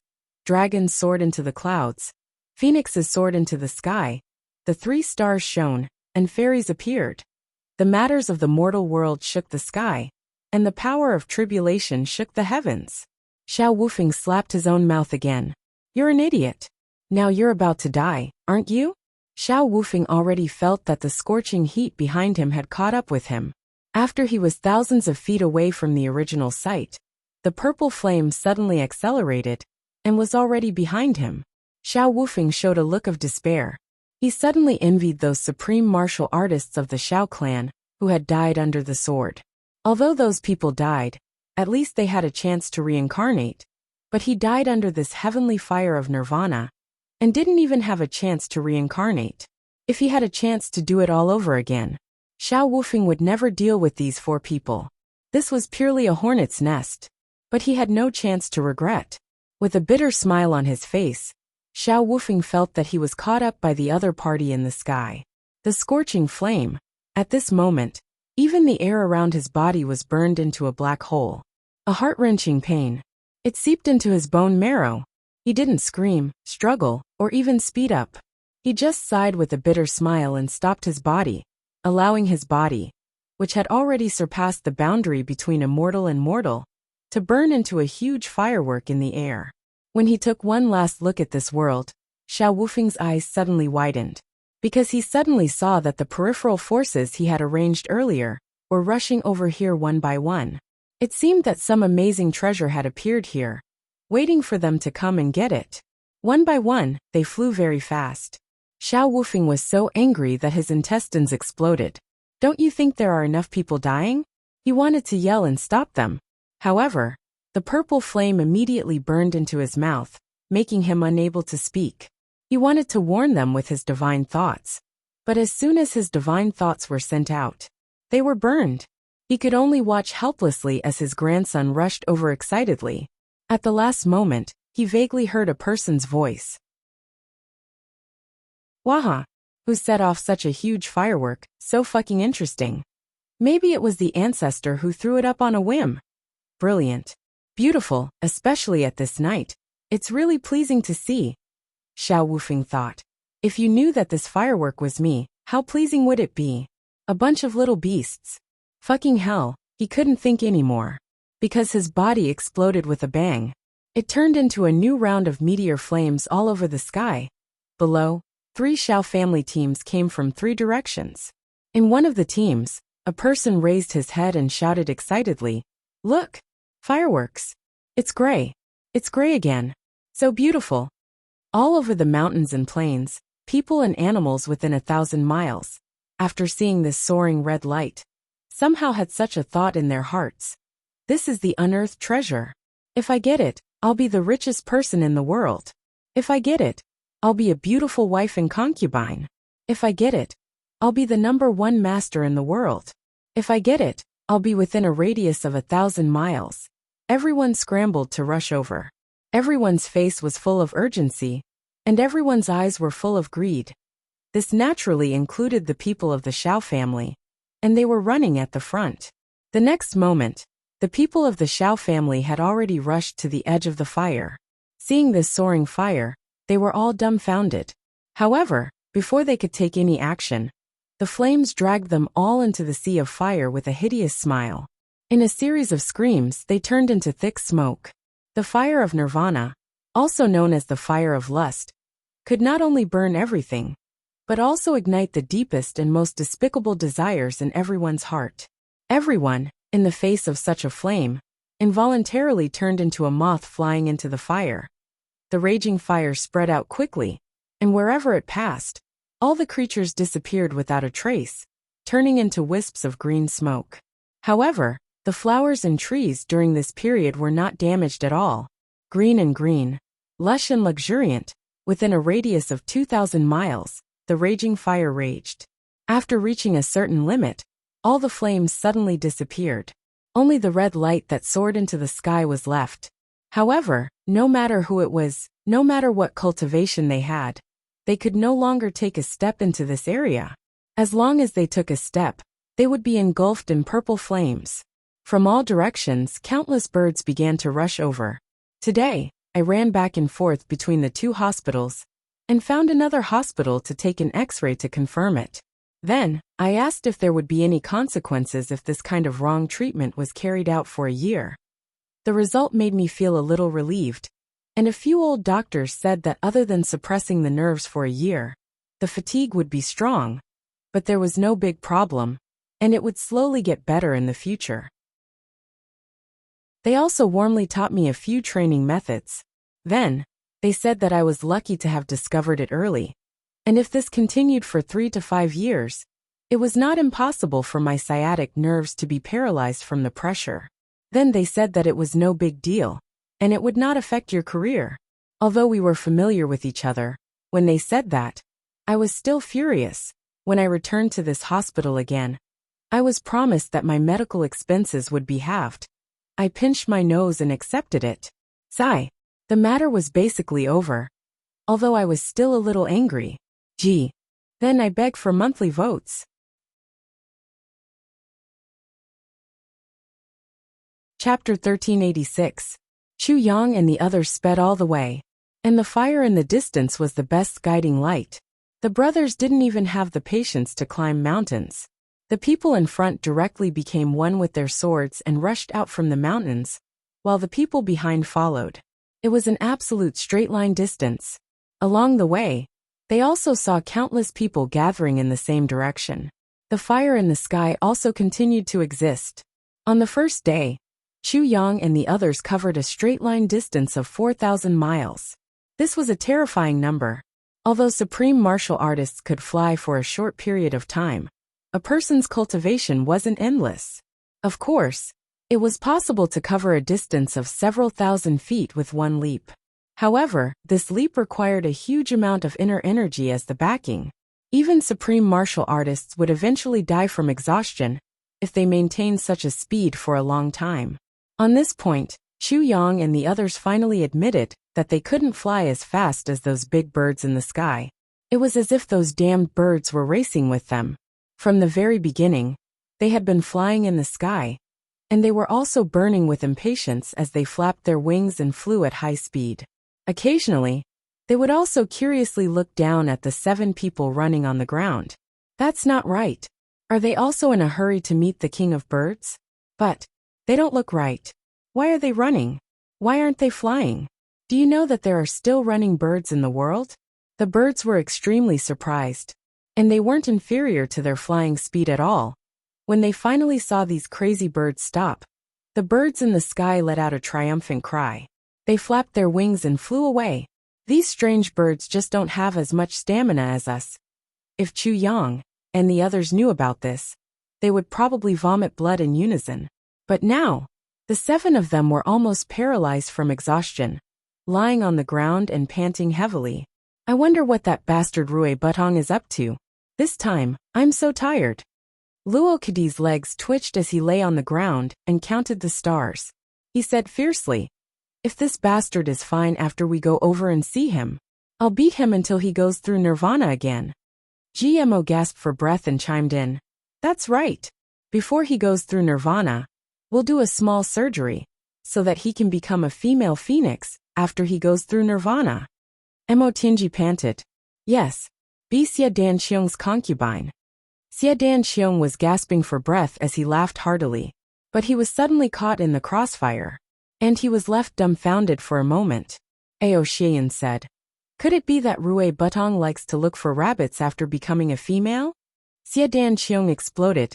After the commotion, Chu Yang was very dissatisfied. He reprimanded, "What's the matter with you? How could he say that about his own brother? This is unforgivable." Minister Chu had suddenly assumed the air of a big brother, and all the brothers were startled for a moment. It seemed that he was serious about this matter, so everyone felt somewhat uneasy. Xia Danxiong's eyes were brimming with tears. "Boss is still the best," Chu Yang said angrily. "Even if Xia Danxiong looks like a rabbit, you shouldn't have said it out loud, right? I now announce that no one is allowed to say that Danxiong looks like a rabbit in the future. Let's beat up whoever says that Danxiong is a rabbit." Chu Yang hadn't even finished speaking when Xia Danxiong's face was already streaming with tears. With a boom, everyone burst into laughter. The laughter was too loud. A few rabbits scurried out of the bushes, fleeing in a sorry state. GMO shouted, "Look, it's Xia Danxiong's companions." Instantly, the few of them laughed so hard that their bellies hurt. They instantly felt half of their fatigue disappear. Amidst the laughter, Chu Yang sensitively realized that something was wrong with Ao Xieyun. It was as if his body was heating up and turning red. His eyes, which were looking at the heavenly fire of nirvana in the distant sky, were also somewhat strange. "What's wrong with you?" Mo Tianji also noticed this. "Nothing." Ao Shiyun's eyes were full of uncertainty. "When I saw the heavenly fire of nirvana, the golden dragon bloodline in my body suddenly started to churn." Mo Tianji and Chu Yang exchanged a look. Both of them had the same guess in their hearts at the same time. Since ancient times, dragons and phoenixes were equally famous. Could it be that the awakening of the phoenix race also had an effect on the dragon race? When they were thousands of miles away, they didn't notice anything unusual with Ao Shiyun. But when they got closer, this was really somewhat incomprehensible. Mo Tianji's lips moved slightly as he sent a telepathic message to Chu Yang. "Act according to the situation. I reckon that this is a fluctuation of the bloodline, and definitely not a true awakening. When the time comes, if anything happens, you and Duxing are the most powerful. You have to be prepared." Chu Yang nodded solemnly. He shot a look at Gu Duxing. Gu Duxing sat still and nodded slowly. After taking out the food, everyone wolfed it down and rested for a while before continuing on their journey. After another 2 days of continuous running, they finally got close to the area of the heavenly fire of nirvana. But like the others, they still waited 1,000 miles away and couldn't enter. Rui Butong didn't know of their arrival. In the heart of the heavenly fire of nirvana, Rui Butong was suffering an unprecedented torment. Rui Butong swore that he would never forget the pain this time for the rest of his life. Forcibly burning the bloodline in the body and activating the heavenly fire of nirvana before completely reaching the nirvana stage was an unprecedented taboo for the phoenix race. It was extremely likely that he would be burned into a wisp of smoke in this heavenly fire of nirvana. But Rui Butong had no other choice. He knew that if he didn't activate it, Dong Wuxiang and Mo Lei would definitely die, and Mo Qinggu would definitely be captured by the enemy, whether it was for his brothers, for Mo Qinggu, or for Chu Yang's instructions. He couldn't just watch all of this happen. So Rui Butong activated it without hesitation. The first thing he did was to protect all that he had to protect. Then he launched the attack. Right now he could feel that his entire body, every pore, every muscle, every vein, every nerve, was emitting a raging inferno. And the fire that was originally burning in the outside world was also constantly entering his body. It was burning everything that could be burned. This feeling was really indescribable. It was like a person watching his own heart turn into smoke, and then a little bit of flesh and blood appear in its original position, and then grow bit by bit as it was burned. Nerves were constantly being burned, and then new nerves were being created. At this moment, Rui Butong even wanted to sigh. "My left eye sees life, my right eye sees death. One foot is wandering in heaven, the other foot is wandering in hell." This was really like a damn poem, Rui Butong sighed. Their bodies were twisting. The heavenly fire of nirvana finally rushed into the blue sky. The spiritual energy within a radius of thousands of miles gathered like a storm, the 4 of them. At the same time, they were flooded and cleansed by the spiritual energy of heaven and earth over and over again. Everyone's body was completely transformed by the heavenly fire of nirvana. Dong Wuxiang and Mo Lei had already experienced it once. Knowing what to do now, they immediately sat down cross-legged and circulated their energy to absorb. Mo Qinggu looked curiously at the purple flames surrounding her. She felt that her body was constantly undergoing a rebirth, and for a moment, she was actually a little lost. There was a feeling like she was dreaming again. Then she felt that her cultivation was increasing rapidly. A huge amount of spiritual energy of heaven and earth poured into her from the top of her head, from the soles of her feet, and from every pore on her body. Mo Qinggu couldn't help but close her eyes and circulate her energy. Immediately, she felt that the bottleneck from 2nd grade saint to 1st grade supreme martial artist was actually already on the verge of collapsing. The birds in the sky were already densely packed with millions of them. In the distance, there were still large numbers of birds flying over with no regard for their lives. The aura of a king's arrival spread out mysteriously. In the world, all the birds went crazy.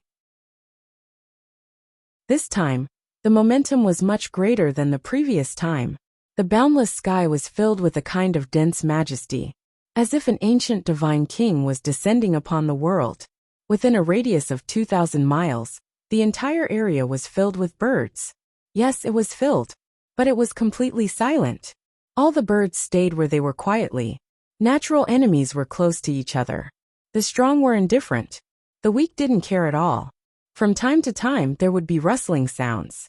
Some birds were squeezed down from the branches, which immediately attracted the angry glares of all the surrounding birds.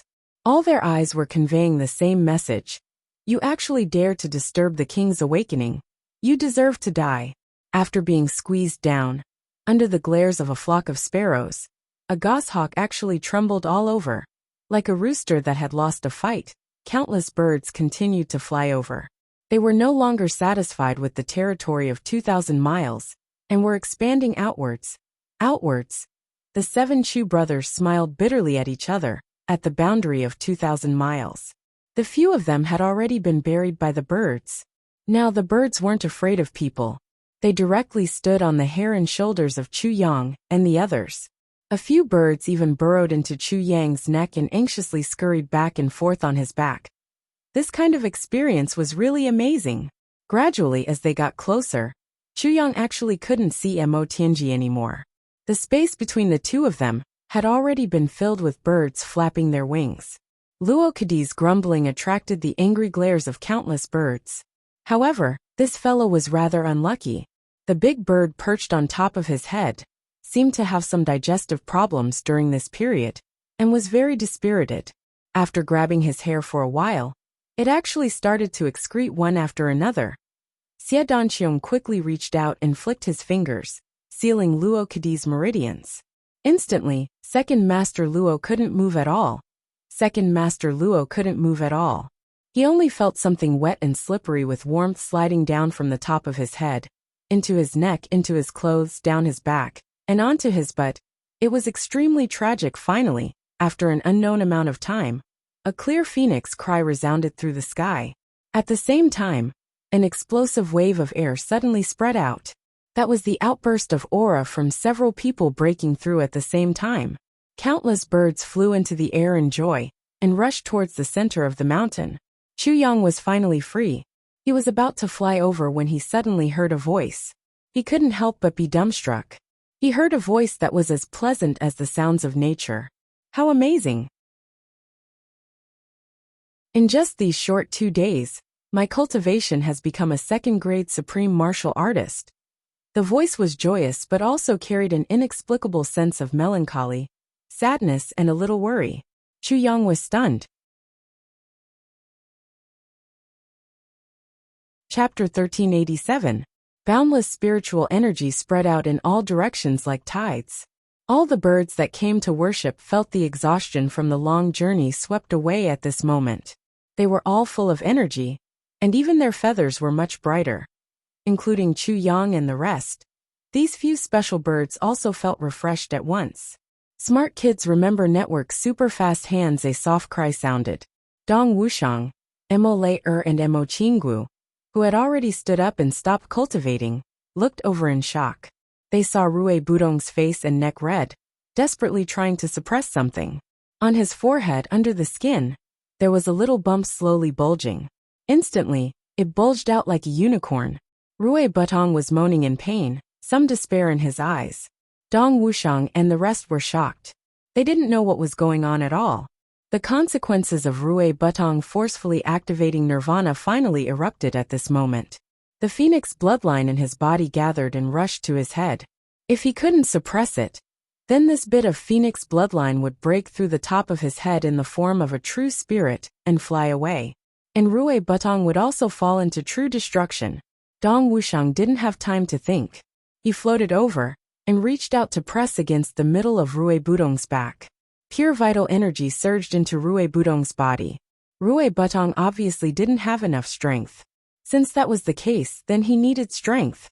Dong Wuxiang's incomparably intuitive brain played an important role at this moment. If it were an ordinary person, they definitely wouldn't be so rash. But with a slight delay, Rui Budong would be finished. Dong Wuxiang was the only one who did not even think before he charged forward. With the two of them working together, Rui Butong finally relaxed a little. That blood-red bump also stopped growing. But as time passed, it started to bulge out bit by bit again. Emo Laer and Emo Qinggu went forward at the same time. One of them put a hand on the left shoulder. One of them put a hand on the right shoulder. The power of the four of them started to fight with the mysterious power in Rui Budong's body. But the power of the Phoenix true spirit was immense. After 6 hours, the four of them slowly couldn't suppress it anymore. At this moment, there was a clear cry. Chu Yang was the first to arrive. Once he saw this situation, he reached out his hand and placed it on the middle of Dong Wuxiang's back without thinking. Then Gu Duxing, Emo Tianji and the rest followed suit. The tribulation force of the Tribulation Sword Master gathered together and formed a powerful torrent, especially with the addition of Ao Shiyun. At this moment, Ao Shiyun only felt that his blood vessels were expanding. It was as if he could even hear the sound of the blood flowing through his body. It was like a young golden dragon. It shuttled through his body. In the palm of his hand, surging true essence crazily poured into Rui Budong's body. Rui Budong's expression finally relaxed a little. He could feel it. The Phoenix true spirit bloodline. It was slowly retreating into his body. Finally, all of a sudden, a dragon's roar sounded, followed by a phoenix's cry. The silhouette of a golden dragon suddenly emerged from Ao Shiyun's body and soared into the clear sky. The boundless majesty of a king suddenly permeated between heaven and earth. The shadow of a phoenix suddenly rushed out from Rui Budong's body and soared into the sky in the blink of an eye. A dragon and a phoenix appeared in the sky at the same time.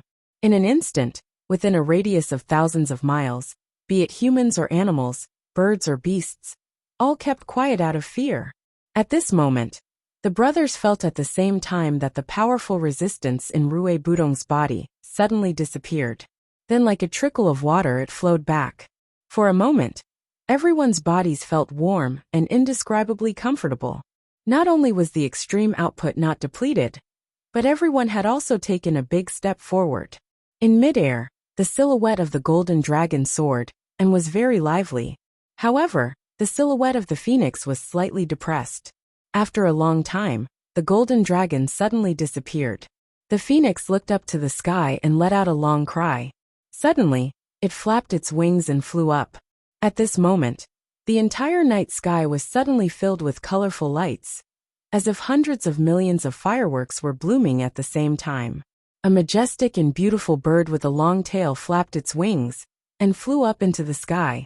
At the same time, different types of birds followed closely behind and flew up. Only one of each type of bird appeared, slowly forming a formation in the air. It was actually a living bird, a total of thousands of different birds, according to the different colors of their feathers, forming a huge phoenix. On the ground, hundreds of millions of birds lowered their heads at the same time. The silhouette of the phoenix seemed to be very satisfied. It nodded slowly, and a surge of pure energy surged out again. It was poured into the bodies of these birds. Then, the phoenix flew a circle in midair and circled around Rui Butong 3 times. It actually sighed in a very human-like manner. It spat out a mouthful of purple air and poured it into Rui Budong's body. It flapped its wings and flew up. This time it didn't look back. Finally, in the sky, the splendor once again spread out and filled the entire firmament.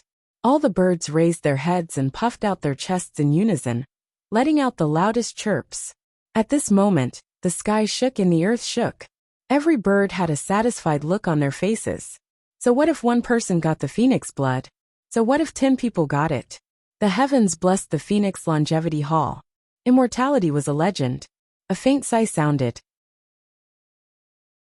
It seemed to be questioning, as if it was depressed, as if it was melancholy, as if it was a pity, and as if it was lamenting.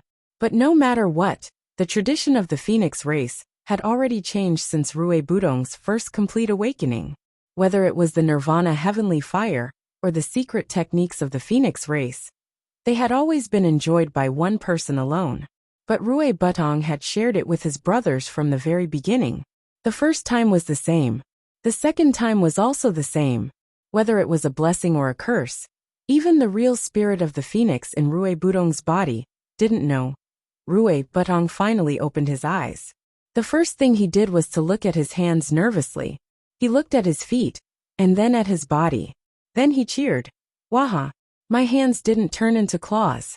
My feet didn't turn into claws. My body didn't grow feathers. I'm still a human, not a bird. Wahahaha. This fellow already had the awareness of transforming into a phoenix in the land of nirvana, just now. After all, those countless silhouettes came from his consciousness. Naturally, he had thought that he had transformed. Just when he was extremely nervous, he was pleasantly surprised to see that he was still a human. It was really indescribable. The brothers surrounded Rui Butong, laughing and jumping. Luo Kadi and GMO rushed up. One of them pressed down on his head, while the other punched him in the stomach. Rui Butong let out a loud cry. He was already lying on the ground. Luo Kadi cheered and sat on him. Then the brothers started to stack on top of each other. Rui Butong screamed, "Spare me. Spare me, big brothers. Why are you here? Fuck, who is this? Who is this? What a fucking stinky ass." Luo Kadi had been pooped all over by a diarrhea bird and hadn't had time to clean himself. Now Rui Butong, the king of birds, had enjoyed more than half of all the smells.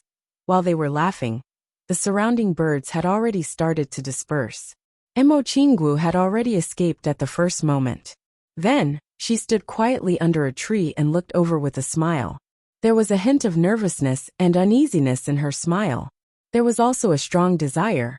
She forced herself to be calm, but she couldn't control herself. Chu Yang and Emo Tianji found it strange at the same time. Logically speaking, Emo Chingu should have seen Chu Yang. She had always flown up and jumped into his arms, acting coquettishly, looking for protection and pampering, as if she had been wronged. Why was it this time? Was it completely different? Chu Yang looked at Emo Chingu standing quietly and softly under the tree, looking at him just like that. Suddenly, there was an incomparably familiar feeling in his heart. This was just like in his previous life. Every time he left her, she would stand under the tree and send him off like this. Whether it was her charm, expression or emotions, it was almost exactly the same. Huge waves of emotions suddenly surged in Chu Yang's heart. If Emo Chingu was still as innocent and cute as before, Chu Yang would have already flown up and hugged her tenderly. But now, under such a familiar gaze, Chu Yang actually became timid and didn't dare to go forward.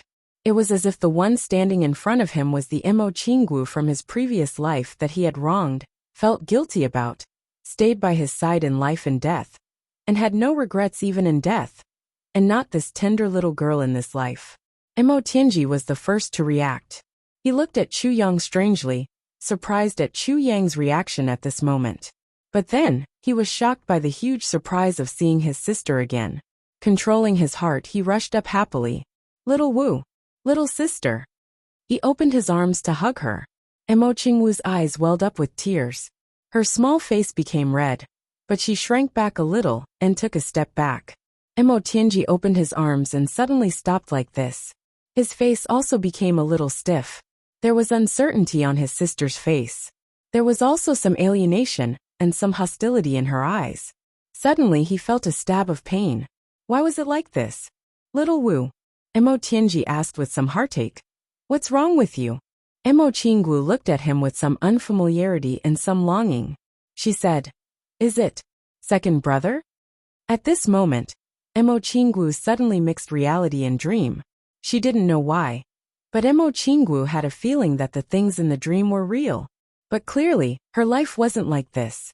This contradiction between reality and dream, when she saw Chu Yang and Emo Tianji at this moment, conflicted to the extreme. Her mind was a mess.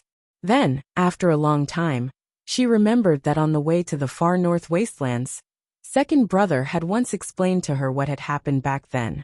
Her confused eyes slowly regained clarity. Yes, second brother loved her. In the dream, she didn't seem to have given him a chance to explain, right? Emo Tianji nodded vigorously. It's second brother, it's second brother. Why are you? What's wrong with you? Emo Tianji, who had always been wise, was so anxious at this moment that the tip of his nose was sweating. He shouted, "Chu Yang, come here and take a look. What's wrong with little Wu?" Chu Yang walked over slowly, At this moment, he felt the excitement in his heart. With every step he took, that feeling in his heart became a little clearer. Suddenly, his heart surged and his face turned red. Finally, he came in front of Mo Qingwu. He met this pair of clear black and white eyes and looked at them. Their eyes met.